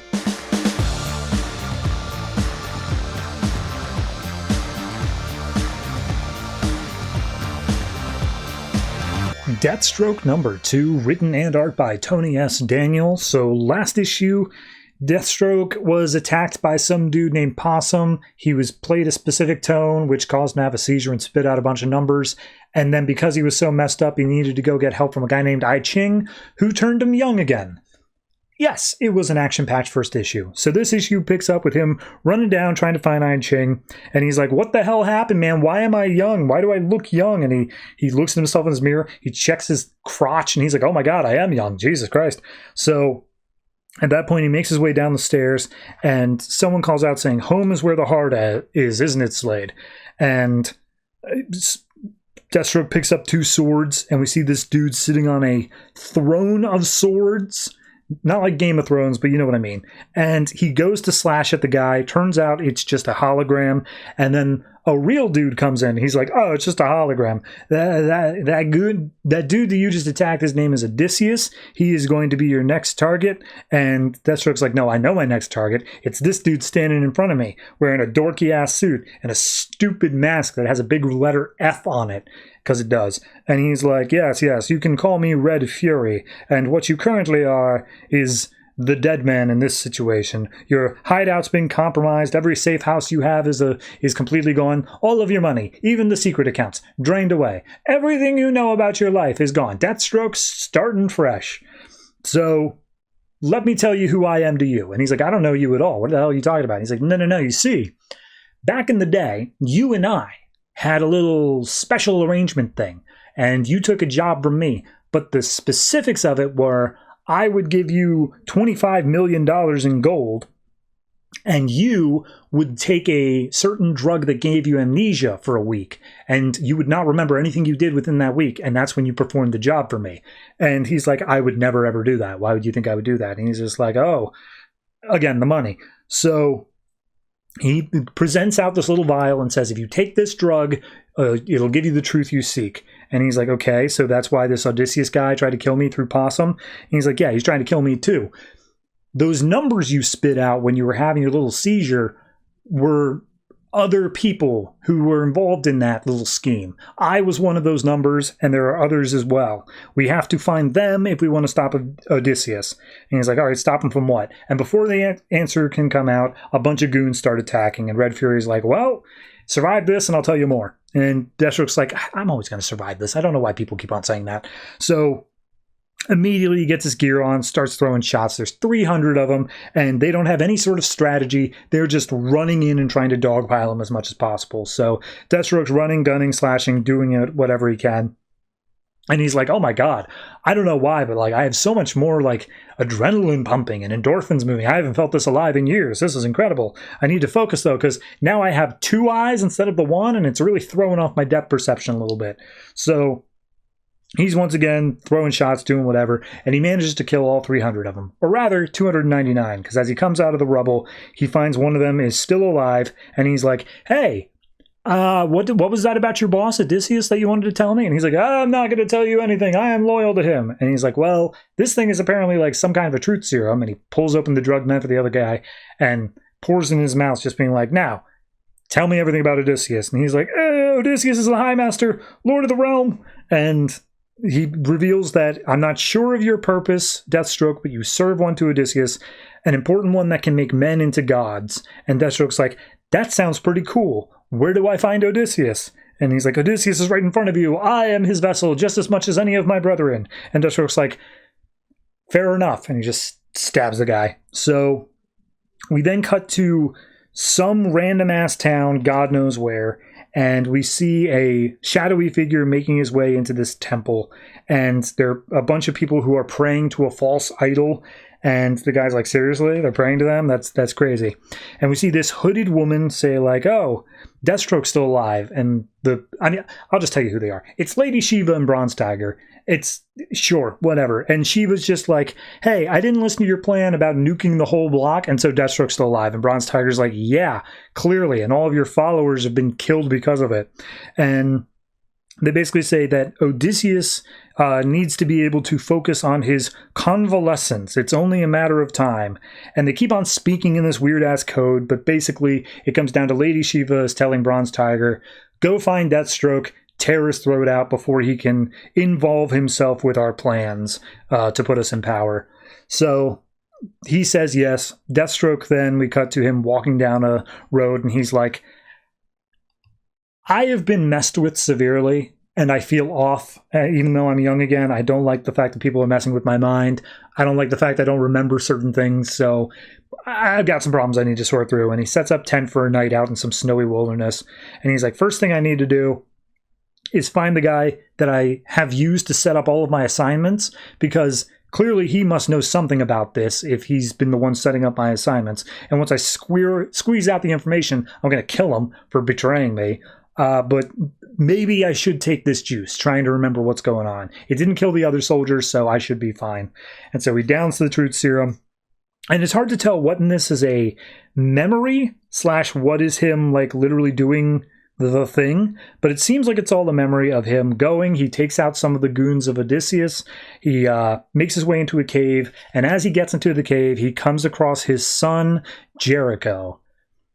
So, yeah. We're doing more Deathstroke family stuff.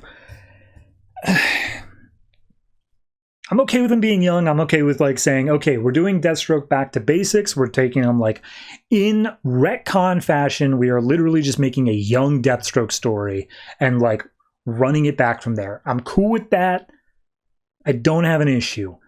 The only thing I have with this is that it's getting needlessly complicated at the beginning here, and I'm hoping they tone it down just a little bit and give me a little bit more explanation of what's happening. Because, like, there are characters speaking in very heavy-handed code and, like, metaphor. I just need more. I just need to know, like, what the hell is actually going on here. Because you can throw in all this retcon stuff as much as you want, as long as you give me a clear explanation as to why it's happening. This is kind of playing a 50-50, where, like, part of it's explained, but another part of it, the why, is all, hey, like, ooh, but you have to tune in to find out. And like, I'm okay, but you better deliver. So as with this one, art's fantastic. Tony S. Daniel always delivers with that. I think I'm probably going to end up giving it I'll give it an 8. It barely squeaks by, but I will give it an 8 on this one. It is a fun enough read, and it's got some humorous moments as well. That being said, I'm not sure if Deathstroke should be the one delivering that humor, but it does remind me back in the first Deathstroke run, there was some funny moments in that of just over-the-top action. It reminds me a lot of that as well. So yeah, 8 for this.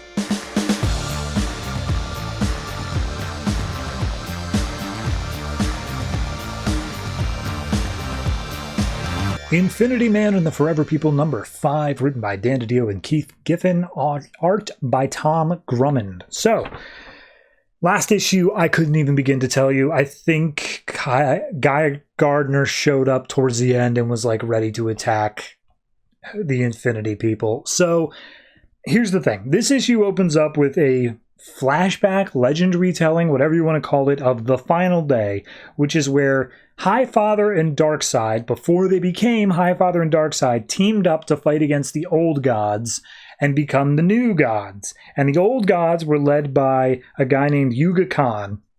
And it turns out that the new gods had already killed off all the rest of the old gods, but Yuga Khan has anti-life inside of him, which allows him to resurrect all of the old gods and do his bidding. And so it's one final all-out showdown, saying, as long as I stand, there will be no new gods. Meanwhile, Uxas and Isaiah, who is Darkseid and Highfather respectively, go into the battle fighting side by side. And they go in, they go to take down Yuga Khan. Yuga Khan's like, oh, my son, Isaiah, I would have allowed you to take my place, but you come at me, you have forsaken me. And Highfather Isaiah's like, Father, I have seen a prophecy that the old gods must fall, and therefore everyone must be able to, lead together, led by many, not but just by the one. And Yuga Khan's like, you're a stupid idiot, just like your brother. And then Darkseid, Uxas is behind him saying like, don't turn your back on me, old man. And he stabs Yuga Khan through the chest with his scythe, thus freeing the anti-life and taking out the last of the old gods. Therefore, the new gods were born that day. And we see this is all being told from essentially the Bible, because a priest is saying it all, saying like, and then after that, Highfather and Darkseid each started bickering within themselves because it was a win via betrayal, and therefore there's been more death than even that under the old gods. And so the new gods are stupid and they're all dumb, and everyone else in the place is listening like, oh my god, like this is crazy. Highfather's a pretty chill dude. Like, are you sure that we should be bad-mouthing him like this? And the priest looks at the guy who says that, lifts him up in the air with some sort of telekinesis, and says, I am the rebirth of Yuga Khan. I have a piece of anti-life in me, and I am going to bring back the old gods. Yuga Khan is the only way to return us to our glorious destiny. And he throws the guy and kills him, and just like, now let us pray. So then we go to the Forever people, and they've been attacked by Guy Gardner. And the book says that this happens in between Red Lanterns 35 and 36, or at least after issue 35. I don't see how it could, but regardless, it apparently fits in there where Guy Gardner has been attacked by new gods over in his own thing, and now he's pissed off at these other new gods, and he's like, oh, you don't know me, you know all about the other Lantern Corps apparently, but you don't know about me. That'll be a fatal mistake because I hate you new gods. And all of the rest of the new gods here are like, your mistake is threatening us, screw you. And Serafina, by the way, I have gone through the effort of writing down the names of all the characters in this book because the book itself does a horrible job of telling me their names. So Serafina's like, hold on, let's try to reason with him. And Guy's like, yeah, I can be reasoned with. I'll give you time to pack and get the hell off my planet. So the new gods don't like the fact that they're being mocked. And Guy's just playing into it. He's just like, oh yeah, that's me. I'm the sarcastic one.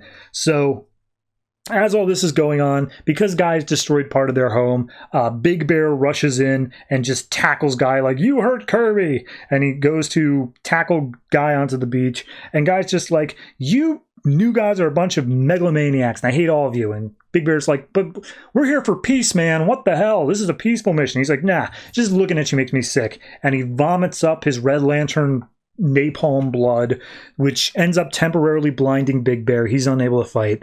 The girlfriend of Viking shows up, who showed up last issue, says, hey, Viking, can we take care of this now? And he's like, finally. And he gives his girlfriend a kiss, and Viking goes to jump into the fray. And Guy's just like, I got jumped in Dubai by the other new gods, but that won't happen here. I'm giving you my all. And he blasts Viking with his Red Lantern ring, and it does nothing. He's just like, kind of tickles. And so he keeps on getting blasted over and over again. And Guy's just like, whatever. I want you off my planet now. Do it, or else I'm going to unleash the big guns. And he's like, really? You're going to keep on flashing this pretty little ring? I could crush this in your hand. I want you to understand that. So then Guy and Viking start throwing punches at each other. And Serafina turns to the girlfriend, just like, they're not going to stop throwing punches until someone's dead. Is that what you want? And the girlfriend's like, yeah, kind of. In fact, exactly that. Yes, that is what I want. So Serafina's like, all right, this is ridiculous. Mark, make them stop. And he's like, no, this isn't my fight. I always went to the beat of my own drummer, and if this is some weird-ass Highfather crap going on, I don't want any part of it. And Serafina's like, are you freaking kidding me, man? You want to be your own man? Then do something heroic. Try caring about someone beside yourself.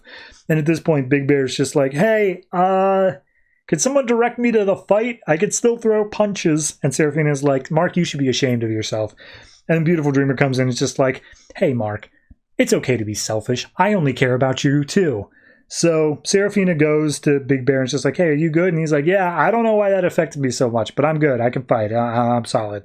So as Guy is about to, I guess, blast Viking once more with a completely ineffectual beam, that's when Mark Moonrider comes in and he does a concussive blast that blows away both Viking and Guy. And he turns to Viking, now stretches a hand. Viking's like, I swear to God, man, put that hand back in your lap. I don't want any part of it. And he's like, you're welcome.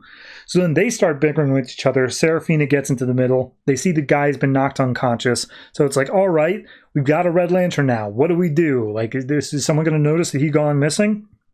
And then all of a sudden, the mother box starts pinging, and it's like, uh-oh, it wants us to do Infinity Man again. It's reaching out into our minds. It's doing that. And Big Bear's like, no. This isn't about Infinity Man. This is a warning. It's trying to warn us about something. And then all of a sudden, they get blasted in the back by a bunch of green rings. And it turns out Bidge, the chipmunk Green Lantern, and a big robotic mech-looking one show up saying, hey, we were sent by Simon Baz. What the hell's going on around here? So, yeah. I know nobody ever listened to me talk about Superboy, but one of my major complaints during Superboy's run was the fact that it always felt beholden to other things going on. It always felt like it had to stop its own plot to then deal with some other thing that's going on in the universe, like some other event. I'm getting those vibes again. I'm getting that feeling of Infinity Man and Forever People does not have a story that it is telling on its own. It is 100% beholden to, oh, Green Lanterns is doing a thing, and because these are new gods, we're just kind of wrapped up into that story as well. And because this book only goes on for 9 issues, it is now the last issue's ending, this entire issue, and the next issue as a whole that are all going to stop entirely for the Godhead event going on in Green Lanterns. That's a third of the series run that is definitively defined by some other thing happening. That is not telling your own story. That is completely making you a third-tier book. Beyond that, it's whatever. It feels more like a teen drama. It feels more like a bunch of kids just running around with superpowers and they're just trying to do like a Teen Titans thing, but somehow the fate of the universe rests in their hands. I don't get it. I don't feel like they've done a good job setting that apart yet. It's like a 5.5. Look, we're more than halfway done with this book, and I just don't get it. I just don't understand, like, what I'm supposed to be getting out of this. 4 more issues, we'll see if they can pull something out, but I doubt it. So 5.5 for this.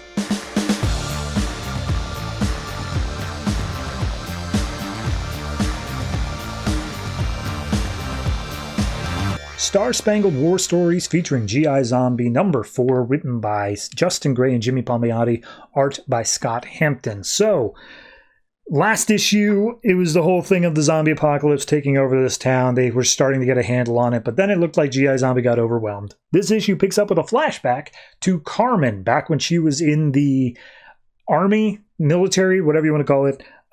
She's in a chopper getting this one guy medevaced. Turns out he got shot in the leg, and he's like, oh, my life is coming to an end. Do I get a last request? And she's like, dude, you were shot in the leg. You're going to be fine. Don't worry about it. And he's like, oh, it's cold and dark. And she's like, fine, what's your request? And he's like, a kiss on the lips. And she's like, okay, well, first off, I'm pretty much a married woman, but you want a kiss from my fist or my boot? And he's like, all right, you know what? Never mind. I'm good. So we see them making their way into the bunker place, whatever you want to call it, the secure landing zone. And as they are about to land in this air zone, we see a enemy combatant with a rocket launcher take a shot, hit the helicopter, and it crashes down to the ground. And the only person who seemingly survives is Carmen. And she wakes up in a jolt. Turns out right now she is in a hotel room with whatever her name is. I think it's Kat. And she's the one who's running with the militia people, the people who launched the missile with the zombie virus.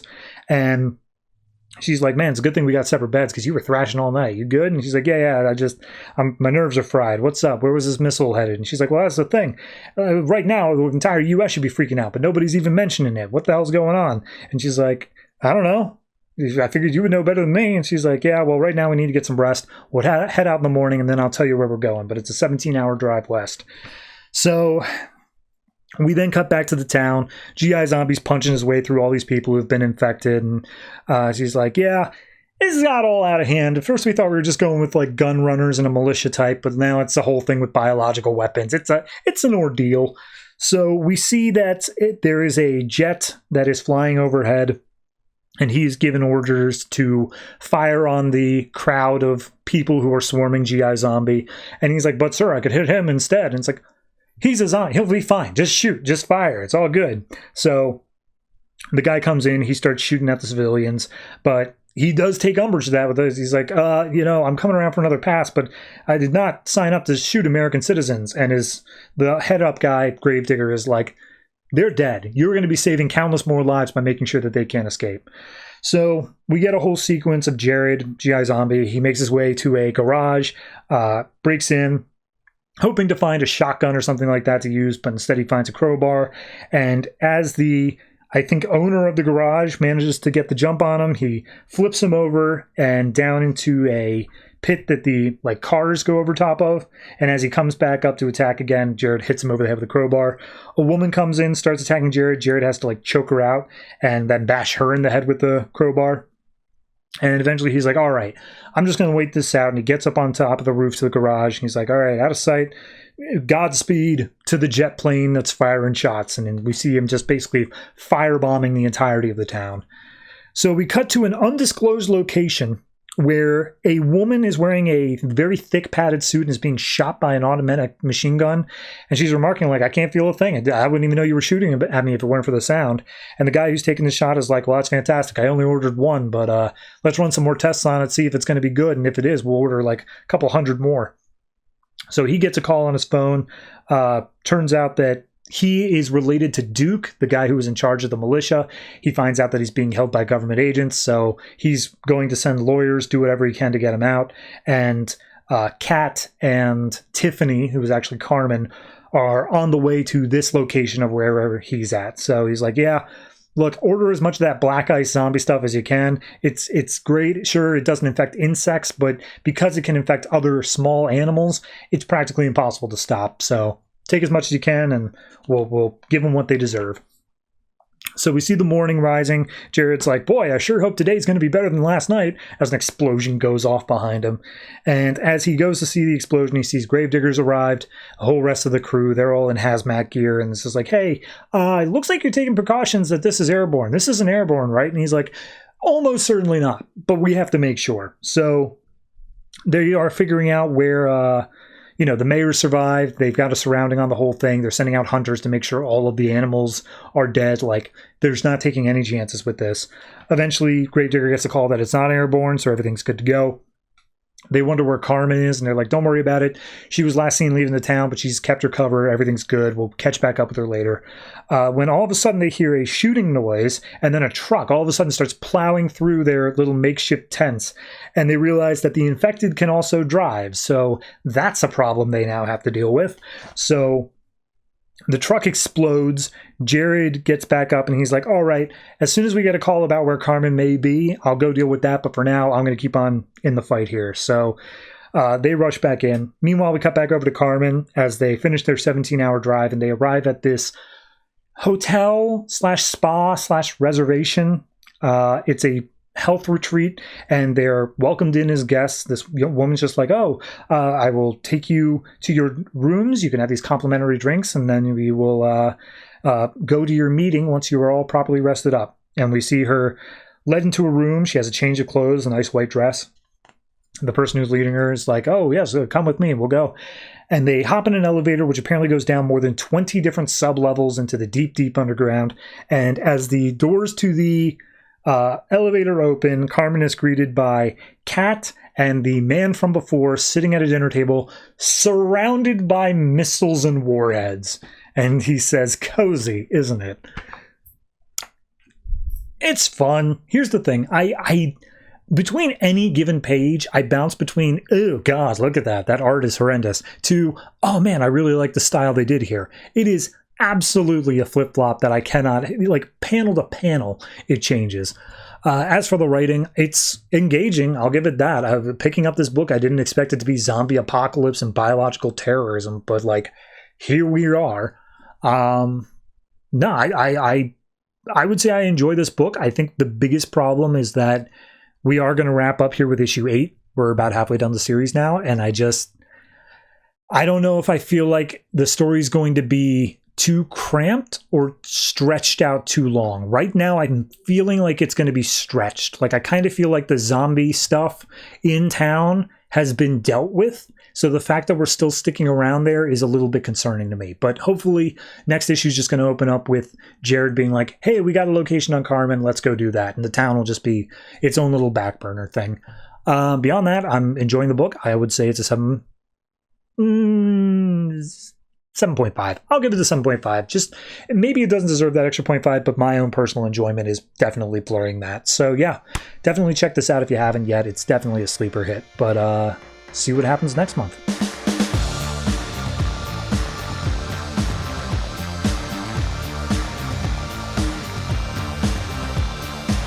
Justice League Dark number 36, written by J.M. DeMatteis, art by Andre Guinaldo. So last issue technically was an annual, but in the storyline it was actually issue number 35. And in that issue, we got a whole thing of Justice League Dark were scattered because of a big space magic portal thing, and we had Zatanna, who ended up at the beginning of time by herself.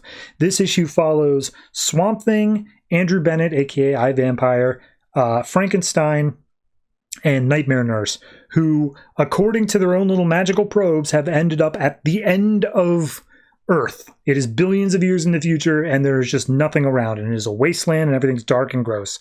And as they're looking around for anything going on, we see that there's a figure watching them, just breathing heavily from the shadows.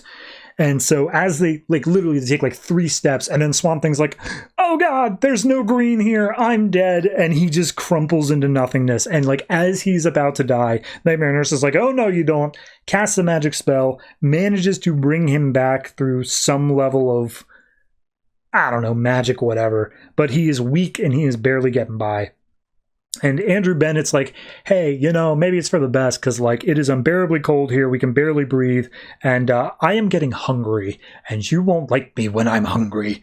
So at that point, they just go and they look at the Earth, see what all they can do. It is not the full Earth, it is more of just a giant floating rock in an empty void of nothingness.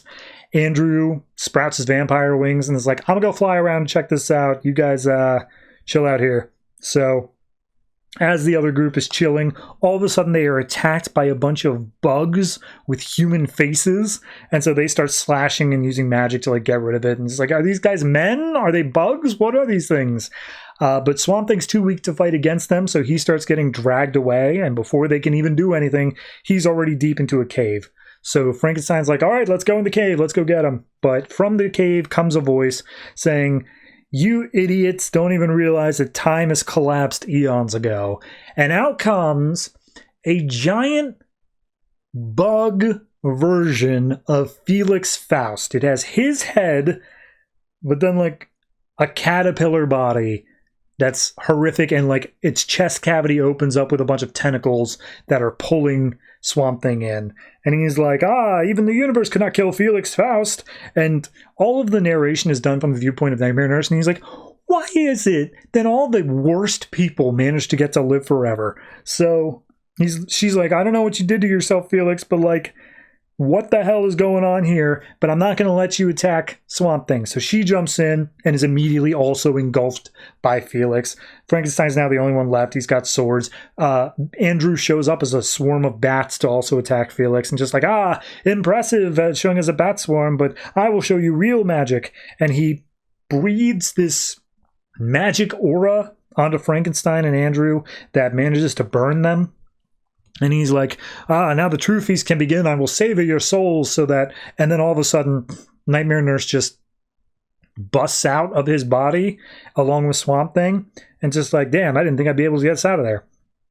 So Felix is now no longer okay. He's broken up. He's about to die on the side.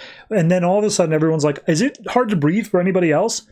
And Felix says, hey, I cast a magic spell to make an atmosphere. You got to bring me back to life or else the atmosphere is going to go away. And she's like, well, I got nothing to lose. So she brings him back to life, heals him up. And Andrew Bennett's like, oh, you also healed all of our burns. Thank you, Nightmare Nurse. And Frankenstein's like, I feel like it wouldn't matter much with the whole killing of Felix Faust thing. And so Felix then goes into his monologue where he basically says, look, here's the thing. I found the key to immortality. It's a book of Tithonus or whatever. And so I managed to live past my death day. I lived for immortality like all the time long, but then eventually I had to change in order to adapt, and that's where I became this horrific creature, this caterpillar thing, and my humanity was abandoned, but I kept on living, and now I hit the end of time, and there's nothing else here. I've been alone for eons, and I've just been holding off the darkness that's been trying to creep in at the edges of time here. So that's his thing. We then get a quick glimpse of Zatanna. She's still at the beginning of time, and she's like, I don't even know what I'm doing here, but like all these spells I'm casting, I'm not able to get out, but I'm going to keep on doing it until I can get back to the rest of my family. I could spend millions of years doing this if I have to, and I will in order to find them. So we see the group and Felix Faust have made their way into Felix's cave, and he's like, look, I'm sorry for trying to eat you. I was more so just trying to bond with you. I was just trying to like hang out. That's the only way I was thinking to do it. Forgive me if my sociability's gone a bit downhill over the years. And she's like, whatever, man, it's fine. So at that point, they say, okay, we need help getting out of here. And he's like, there is no out. Like, we can't just cast a spell in time travel. There's no time left. Time is done. We have run out of it. We are outside of time, basically. And Andrew Bennett's like, wow, okay. So all these years I've lived with this horrific vampire curse, and now I finally have a chance to just straight up die. Sweet. And Frankenstein's like, well, hold on. I also have been living with a curse, but I view my life as a gift. I do not think it should be so easily thrown away here. We're not going to die, okay? So stop that. And as he's talking, Nightmare Nurse is like, hey, Frankenstein, while you were having your speech, Swamp Thing died. Because the spell just wore off, and there was literally nothing they could do. So as Swamp Thing is dead, eventually Faust is like, wait, hold on, I'm remembering something from like 1 billion years ago. And he tells them all to follow him, and as they make their way through the wasteland, they come across a single rose that, as it was the last of like plants, when he realized it was all going out, he put like 1 billion spells around it to keep it in good shape. And he's like, yeah, I forgot this was even here, but like it should be enough to bring Swamp Thing back. So they put Swamp Thing's finger inside the bubble containing it, and it's enough to completely rejuvenate him, to like say the green is 100% back. But in doing so, the rose fades away because, you know, the spell had to be broken. So Faust is like, oh, my enchantments are gone, or darkness is coming, we're all gonna die.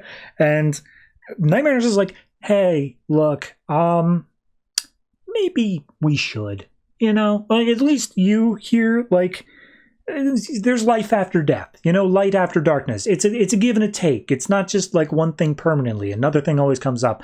Maybe we've been holding off the darkness for too long here, you know? All we have to do is make a spell that will allow us to sail through the darkness until we find the light on the other side. And then I think it's Andrew Bennett's like, and what if there is nothing on the other side? And it's like, there will be. And then all of a sudden the ground starts rupturing, and out comes a giant kaiju-sized Felix Faust. And our Felix Faust is like, Father! Turns out this one was just an offshoot of the larger one, who's far more nihilistic and says everything dies, nothing is born, everything sucks. So the larger one starts attacking the Justice League Dark. Andrew manages to get out in a werewolf form, starts attacking the larger one. The smaller Felix also comes in saying like, I won't let you hurt my friends. And he goes in and attacks the kaiju-sized one.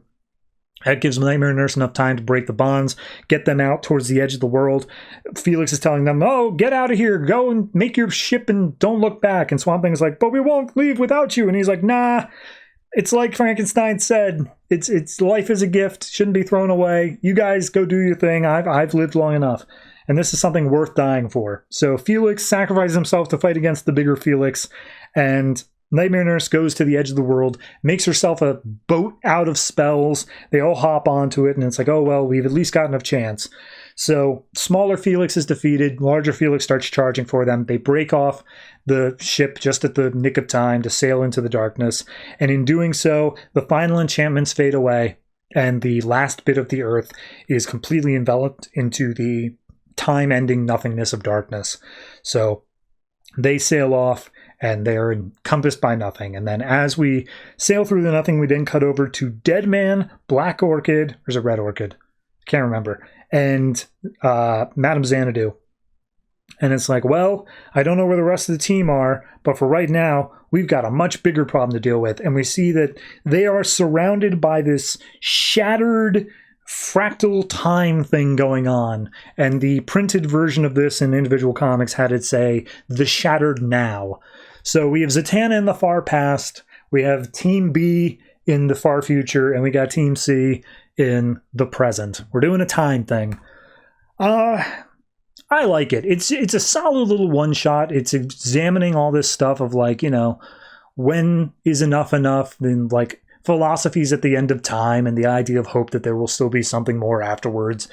Much like I said with the Zatanna issue last month, it's just a perfect little encapsulation of like, here's a nice little way of viewing things. Zatanna, her own little character stuff. This is a nice thing into like Frankenstein and I, Vampire and Swamp Thing and how they all managed to continue on even after the point where things have ended. So I'm down for it. I think the rating on this arc has been very solid. I'm looking forward to seeing what the next one's going to entail. I'm going to give this one...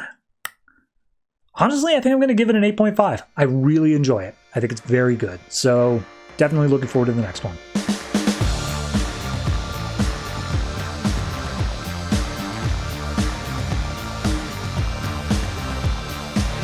Batman Eternal number 34, written by Snyder, Tynion, Fawkes, Higgins, and Seeley, art by Alvaro Martinez. So, this issue picks up with Julia in a firefight with Hush, and Hush is like, well, you're a lot cuter than the usual ones, but do you have a stupid little nickname like the other ones too? Because otherwise your boss is just getting lazy. And Julia's like, who said he's my boss?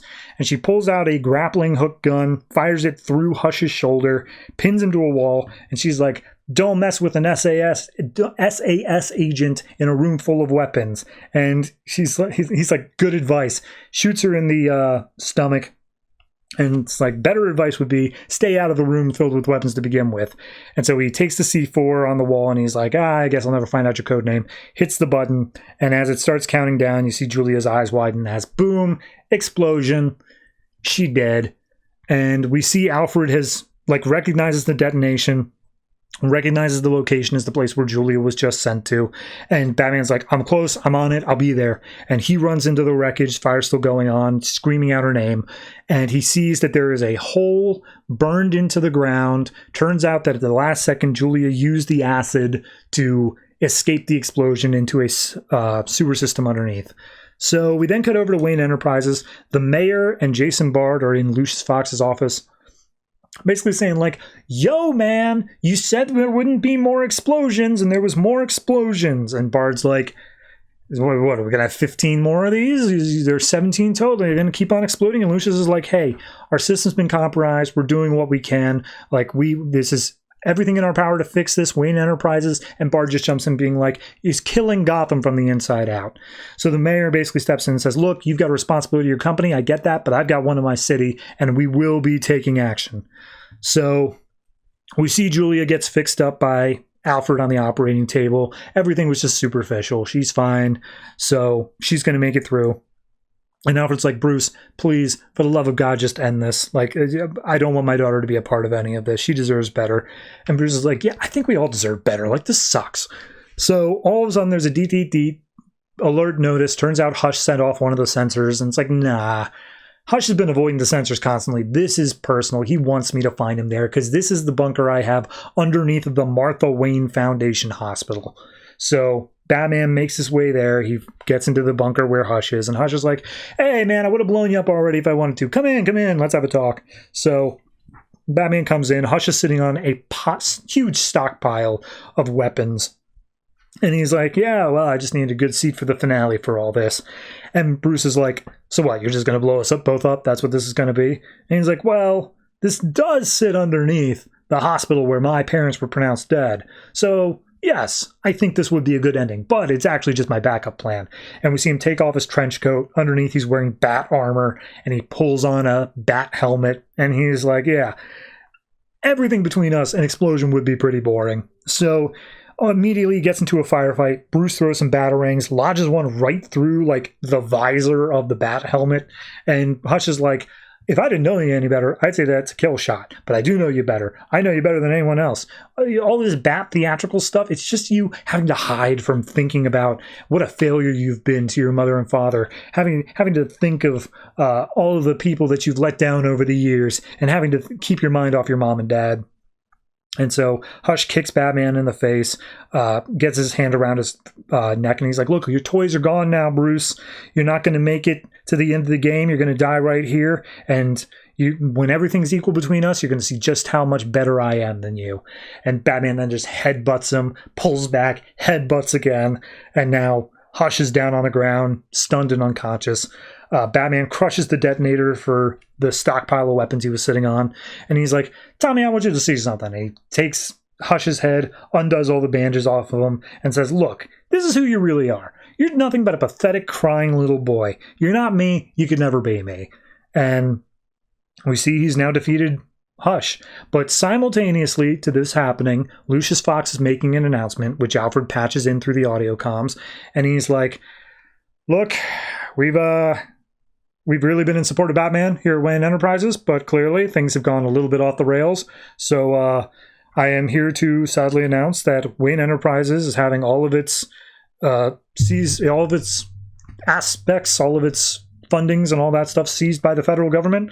For right now, Wayne Enterprises is no more. And Batman looks over at Hush's trench coat, and he sees the card on the inside, and he opens it up, and inside the card it says, you've been cordially invited to partake in the devastation of Gotham City. Jim Gordon falls precisely in 2 weeks' time, and the rest is up to you. Thus implying Hush is not actually the ringleader of all of this. And Hush just sits up laughing and says, yeah, maybe you're right, Bruce. Maybe I'm not you. But right now, I'm glad I'm not. So, yeah. End of the Hush arc, if you want to call it that. I appreciate the fact that this is very representative of, like, look, we're pointing out that this is probably Hush's doing. It's very close to a thing Hush did before, but it's not. And we are still working towards a bigger, big bad in the end. And then on top of that, Bruce gets hit with the 1-2 punch of, oh, and also Wayne Enterprises is gone. Which, like, how many times is Wayne Enterprise going to have to shut down before eventually it's just, like, not going to get any investors back again? Beyond that, it's a fine issue. I enjoy it. The art's fantastic. I like the way that Hush, you know, they focus the whole time on the Hush storyline. They really just nail the bitterness and anger between the two that make it feel like a climactic fight there. So I'm going to say this is a 8. It's a low 8, but it is still a solid 8. I don't really have any issues with it overall. It's just more so of, and now we start back into the cycle of, but who's really behind this until we get some reveal in 22 issues time. Yeah, no, it's an 8.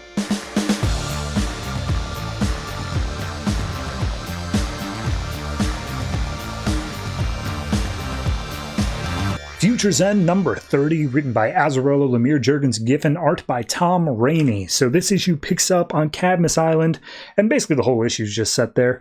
And we have Lois of Earth 0 meeting up with the Red Tornado Lois of Earth 2, and that Lois is in bad shape. And our Lois is like, wait a minute, you're me. They're making robots of me? Why is that? And she's like, no, they're not. I'm from Earth 2. I'm the version of you from that planet. I think you're the me of this Earth. And she's like, okay, that's crazy. Anyway, can you tell me what the hell's going on this island? Like, what's going on? Because I've got, like, a really bad feeling about all this. And we cut to the invasion force, Green Arrow, Big Barda, the whole shebang, coming into the island. And it's like, all right, everybody ready? Let's go. Let's do this. And Barda's like, I have failed the people here once. It was my betrayal that led to all this. I will not fail them again. So they storm the beach, and Ollie fires off an EMP arrow, which is stronger than anything he's ever built before. It's going to take out Brother Eye wholesale. He's worked on it for 3 months, and he fires it off, and it gets caught in midair by Hawkgirl, who just crushes it in her hand, obviously controlled by Brother Eye, saying, I will not be closed, I see all. And Diggle's like, you got any more of those EMP arrows, buddy? And he's like, no, I worked 3 months on that. All right, look, we're just going to have to fight here on the beach.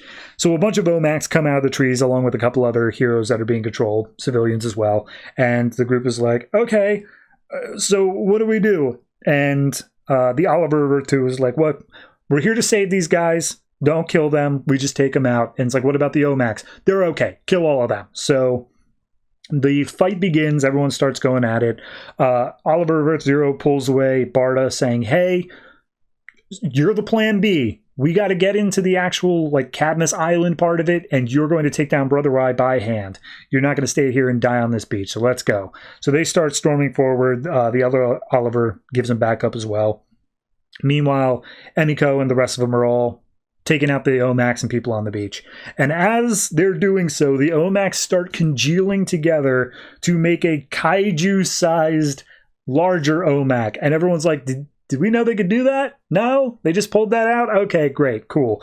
And the Arrows and Barda look back like, they're going to die back there, but whatever. Failure's not an option. We got to continue on this. So we see Oliver being watched by Deathstroke, who goes to take a shot. Grifter stops him, being like, hey, man, they're going to stop Brother Eye. We're all on the same side here. And Deathstroke's like, nah, I had a contract to kill him, and he's humiliating me by still being alive. I'm taking him out now.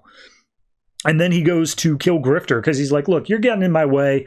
You've outserved whatever purpose you may have had. At least Lana looks good. Meanwhile, Lana takes a rock and hits Deathstroke in the back of the head of it. And it's just like, yeah, he's got a blind spot. He should do something about that. Anyway, let's get out of here. So they run over to the Arrows. They scream out just like, oh, hey, wait, we're here. Red Arrow gets spooked, fires an arrow that is just a concussion arrow. It's just blunt-tipped. Knocks out Lana. And she's just like, oh, sorry, I didn't know you guys were cool. I thought you were enemies. Itchy trigger finger. And then we see he gets knocked out by Deathstroke, who got back up in the meantime, just like, oh, Green Arrow, you played me. No one plays me. And he's like, bro, you're working for a machine. That's low for even you. And Deathstroke's like, hey, man, that machine controls all the bank accounts. And before he can banter anymore, Fury, along with Mr. Miracle, come in, and Fury just rips off Deathstroke's head. Just takes it off and says, pathetic little man. And it's just like, all right, well, that takes care of that plot point, I guess. So Red Arrow gets up. He's a little bit worse for wear. Lana's still unconscious, to which Grifter's like, hey, man, should she still be unconscious? And he's like, nah, we should get her to a medicine boat. We're gonna take her back to the beach. All the new gods, Mr. Miracle, Fury, and Barda, you guys go in with Green Arrow. We're going to go take Lana back over to the medic boat. So Mr. Miracle, he's like, I know this island. I've walked it 1,000 times in my plans to escape. I know exactly where we need to get to. So they make their way back. Meanwhile, over on the beach, we see the Outsiders are doing their damnedest to take on the threats, but it is not going well. They seem to be well in over their heads, considering they are not allowed to kill the humans and are unable to kill the Omax. So meanwhile, in the central power structure, they get to a sealed door. Mr. Miracle's like, this is it. This is the place. We just got to get in. Barda rips the door off its hinges and then is immediately hit by some heat vision. Turns out, Power Girl, controlled by Brother Eyes on the other side. And Green Arrow's like, ah, great. Yeah, this just keeps getting better. So she starts fighting against, and she's just like, of course I kept this most powerful one on the other side. It's the most, indestructible and defensive thing. I am too powerful to be defeated. Power Girl lays in a few hits on Fury, then Barda comes in and starts throwing punches. It's an all-out brawl, while Mr. Miracle and Green Arrow slink by, and Arrow pulls out a boxing glove arrow and says, I got this. Mr. Miracle's like, seriously, man? And he fires a boxing glove arrow past the fight, manages to hit the big red button, and all of the Brother Eye robots across the island get taken down, except for the Power Girl one, who continues to fight. Bardo manages to rip off part of her hair and skin along with it, to which she replies, you stupid idiots.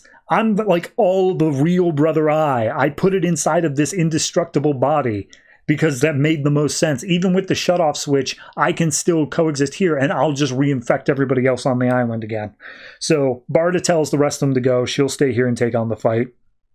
Everyone else makes their way out. Lois sees explosions going on from the woods. She's like, oh, Earth 2 version, let's get out of here. And Earth 2 version's like, I'm not going to make it out of here. I'm messed up. You got to go. Tell the story of what happened here. Give the whole truth and nothing but the truth. Quickly, get out of here as the island starts to rumble. So back on the beach, we see all of the heroes are now free from Brother Eye's control. The Omax are gone. just wherever. We see Lois making her way out of the woods, followed by Oliver and the rest of Mr. Miracle and Fury. And Oliver's like, hey, you finally made it to the island. Fantastic. Let's get out of here. And they all hop on the boat as Barda manages to finally take out Power Girl. Just falls over flat, and it's like, all right, no place to run, no place to hide. It ends here. And we see the entire facility explode in a massive light show. Mr. Miracle is upset because it seems that Barda has been killed. Lois is like, oh, she's gone. And Green Arrow's like, who? The other me. What? Never mind, read my story. So as they're all on the boats making their way out, they realize, okay, we did it. Lois Lane is going to tell the story. Cadmus has been taken down, and there's not going to be any safe quarter here. We finally managed to succeed. And we see Lois's cell phone that was on her pocket is lighting up with the Brother Eye logo as they start making their way back to the boats. Also, Red Tornado version may or may not still be alive. Okay. Much like the last issue, I really appreciate the fact that this one was centrally focused. We focus on this one singular thing, Cadmus Island, taking out the plot entirely there and just wrapping it all up. We have a few big things. Deathstroke is dead. Barda's probably dead. Cadmus Island is destroyed as a whole. We're bringing it back to the mainland. Brother Eye's still around. Big status quo shifts ahead, but it felt focused. It felt like I understood what was happening at every given point, and that is more than I can say for most of this book. So overall, I think this particular issue is going to get the 7.5. The only thing keeping it from the 8 is that the entire Cadmus Island story arc was kind of my least favorite story going on, and it didn't feel like this really made me enjoy it. It's just the capper and we wrap it up of finally we're done with that, and now we're going to move on to other things in the back 18 issues here. So yeah, 7.5. Let's see what they do with all of this new status quo.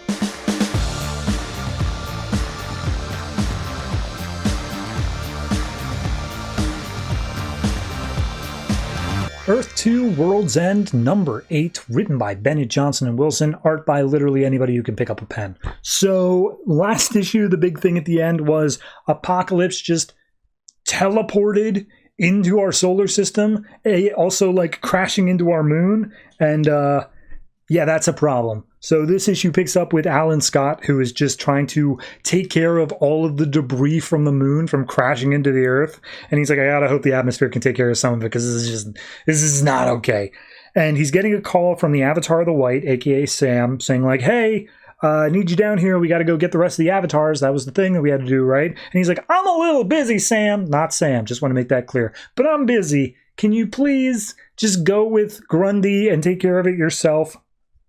So we then cut over to Amazonia, where Jimmy Olsen was given godlike powers as Dr. Fate is dying on the ground. And Jimmy Olsen gets up and goes over to him just being like, oh, this power is too much. Come back, Dr. Fate. And some of the power, I guess, seeps back into Khalid. And Khalid's just like, oh, hey, Kendra and Jay, I may have left them in danger. You might want to go find them. So we then cut down to the World Army base where Sato, whatever her name is, Lieutenant Sato, is recovering from the famine stuff. Whatever happened with famine is wearing off. Everything's fine now. But now Apocalypse is like right there in the sky, and everything is not okay because there's meteor showers and like gravity and flooding, and everything's messed up. So mass evacuations are being held to basically go into underground tunnels that were there from a previous thing from like the last war. And in storms Chancellor Hagen, who talks to Commander Sato and is just like, all right, I'm in charge. We're going to rally a fight. Let's go. We're going to take the fight to Apocalypse. And Sato just slaps him in the face and says like, screw that. We can't fight this. This is a time for evacuations. Everybody, let's go. So we go to Shanghai, where the remaining Furies are just going nuts. They're just ruining everything. Everything's hell. Back over in Chicago, we see Barbara, Dick, and I'm blanking on his name, but Wildcat is fighting off people who are going crazy with the Furies' impressionism as well. And as some meteors start falling out of the sky from the moon, one of them hits right where they were standing, and Barbara is seemingly killed. And it says, tune in for the next World's Finest issue, or not World's Finest, Earth 2 issue in order to see what happens with that. So then we go to the Arkham base, which is where a bunch of people were held. This is where Constantine has showed up at. And he's woken up 4 different ones because he thinks that they are his best chance to get back to Earth. And they are Henry King Jr., a.k.a. Brainwave, Todd Rice, a.k.a. Obsidian, Johnny Thunder, it's a girl though, Johnny without an H, and Jeremy Carn, a.k.a. Carnival. And Constantine's like, all right, you all are going to be my crew. The world is ending and I would like your help. And Carnival says, wait a minute, hold on. Obsidian is black and I'm racist. We can't have this. And Constantine's like, fair enough. I'm very sorry, Obsidian. And Constantine pulls the trigger. Turns out he shot Carnival. And just like, when I said I'm sorry, I meant that I got his blood on your jacket because clearly that guy wasn't going to work with us. So then we go over to London. Hawkgirl and Jay are recovering from the famine thing. They're immediately back to full strength. And Hawkgirl's like, cool. We need to go find out where Dr. Fate went to. And Flash is like, screw that. I need to find my mom. That was the whole thing I was doing beforehand. Bye. So he just runs off. Hawkgirl's immediately overrun by a whole bunch of the kill zombies from the Furies. So then we cut over to the skies of Russia, where Sam and Grundy are flying, trying to find the next of the avatars. Grundy's giving Sam a hard time, saying like, oh, where's your stupid boyfriend, huh? He's like, he's not my boyfriend. I'm the avatar of the white, and I'm not Sam anymore. And Grundy's like, whatever, man. I'm just having a little fun. And then Grundy gets hit with an axe in the back and is seemingly chopped in half by the Furies who've shown up. And it's just like, oh, we know what you're trying to do. You will soon be destroyed. So Grundy's falling down to earth. Sam's upset by that. They manage to grab hold of him despite the fact that he is just wind-made form. And they are starting to hit him with the pestilence, one of the Furies. And he's screaming out in pain. He's like, no, I'm the Avatar. Avatar the Green, can you hear me? Please, Alan, please. So then we go back up into space. We get the spaceship that Mr. Miracle and the rest of the army were originally going to take out to Apocalypse. But now that Apocalypse has come to them, they're like, so do we keep doing it? They just got us the drop on us. And it's like, no. This is okay. This is a desperation move, says Mr. Miracle. The planet is starving to death. We might actually have a chance. Like, they're scrambling their defenses. They don't know what to do. So they figure out, all right, this is our only shot. They land on the planet. Sandman and all the rest of the group are each given a nuclear detonator. They're going to spread it across the planet. They're going to do what they can. Fury and Barda step off the ship, and they're like, boy, it's weird. We're back home again. It's crazy. Meanwhile, our main team, Batman, Superman, Power Girl, and Red Tornado, are down in the labyrinths of Desaad. Batman is saying like, yeah, I just took out a bunch of Superman clones by using EMPs. And Power Girl's like, wow, you really do think of anything. He's like, nah, they're like $90 on eBay. They're not that big of a deal. They come across a glass case that has the original Superman's S symbol in it. And they have like a trophy. So they take it out, and Lois gets all upset over that. And then Batman freaks out because he's like, no, the heart monitor I put on why am I blanking on her name? Not Kendra. Kendra is Hawkgirl. Helena has gone flat. She's dead. Oh, we're too late. And he collapses to the ground. He's super upset about it. He's being consoled by Red Tornado and Superman. But Power Girl's like, this will not stand. And Batman's like, Desaad is dead if I get to him first. And she's like, not if I get to him first. So then we go to Jay Garrick, who is run to New York. He's apparently looked all over the planet for his mom. This is the last place he could possibly look. And as he gets there, he sees everyone trying to kill each other. And he's like, why is everyone going crazy? This is nuts. But he does finally come across his mom, who's also being chased. He manages to save her, and he's like, oh, I'm so glad I found you. But then up from the sky, someone says kill. And it turns out it's Hawkgirl. She's been corrupted as well. You know, between this and Future's End, Hawkgirl cannot catch a break. It's all right. It's I don't know. There are aspects to the book that I do actually like, that I think are good. I think the idea of, okay, we're not going to try to fight back anymore. This is just evacuation. I like that level of desperation. You can feel it. I think the Furies showing up and the whole Constantine plot, down with that. I think that was a fun little 2 pages, and looking forward to how that turns out, I think, over in the Constantine book. But I think that's also my biggest problem with this, is that the Constantine pages have to be resolved in the Constantine book. The part where Barbara Gordon may or may not be hit by a meteor are going to be responded to in the Earth 2 book. Like, all of this feels so disparate and separate. It feels like it's almost an event going on, but then the weekly book both simultaneously can't do anything and yet is where everything happens. So I don't know. It just feels really poorly thought out. Like I have to jump around everything in order to figure out what the hell is going on. And for me personally, someone reading everything already, that's fine. But I'm trying to put my viewpoint as someone who is only getting like 1 or 2 books, someone who has a few favorites. This is something that is going to piss them off. So not the best publishing initiative, but in terms of the individual story of what's being told, it's like a 7. It's got its pluses, it's got its minuses. I think it all mainly evens out to a 7 in the end. So we'll see what happens more next week as to which plots get forwarded, but overall,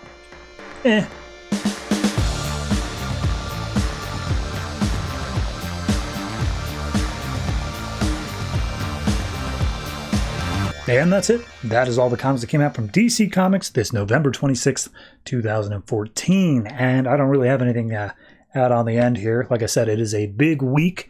Next week, we got 16 comics. I also said Happy Thanksgiving at the beginning, so I guess Happy Black Friday at the end.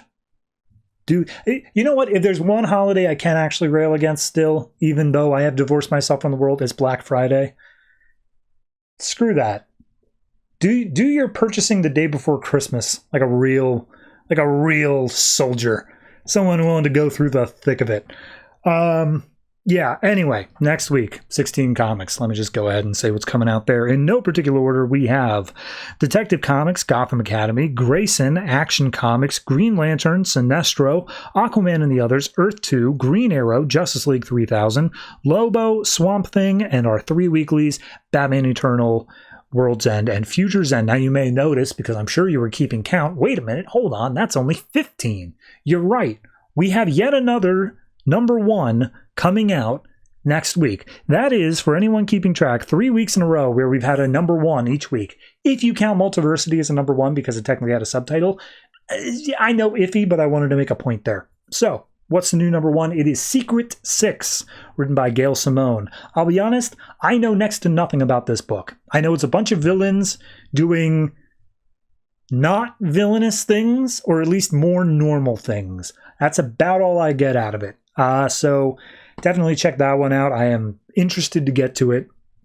In regards to events going on, I'm pretty sure the only things are Green Lantern and Sinestro being part of the Godhead book, but I don't know. You could easily say there's another Superman event going on, and I believe you. Yeah, so that pretty much does it for me. If you have anything that you would like to add onto my conversation because I didn't do a good enough job or whatever, you have one of the multiple social media platforms that we have available. We have a Discord. We have a subreddit. We have a Patreon. I also found out Blue Sky's a thing.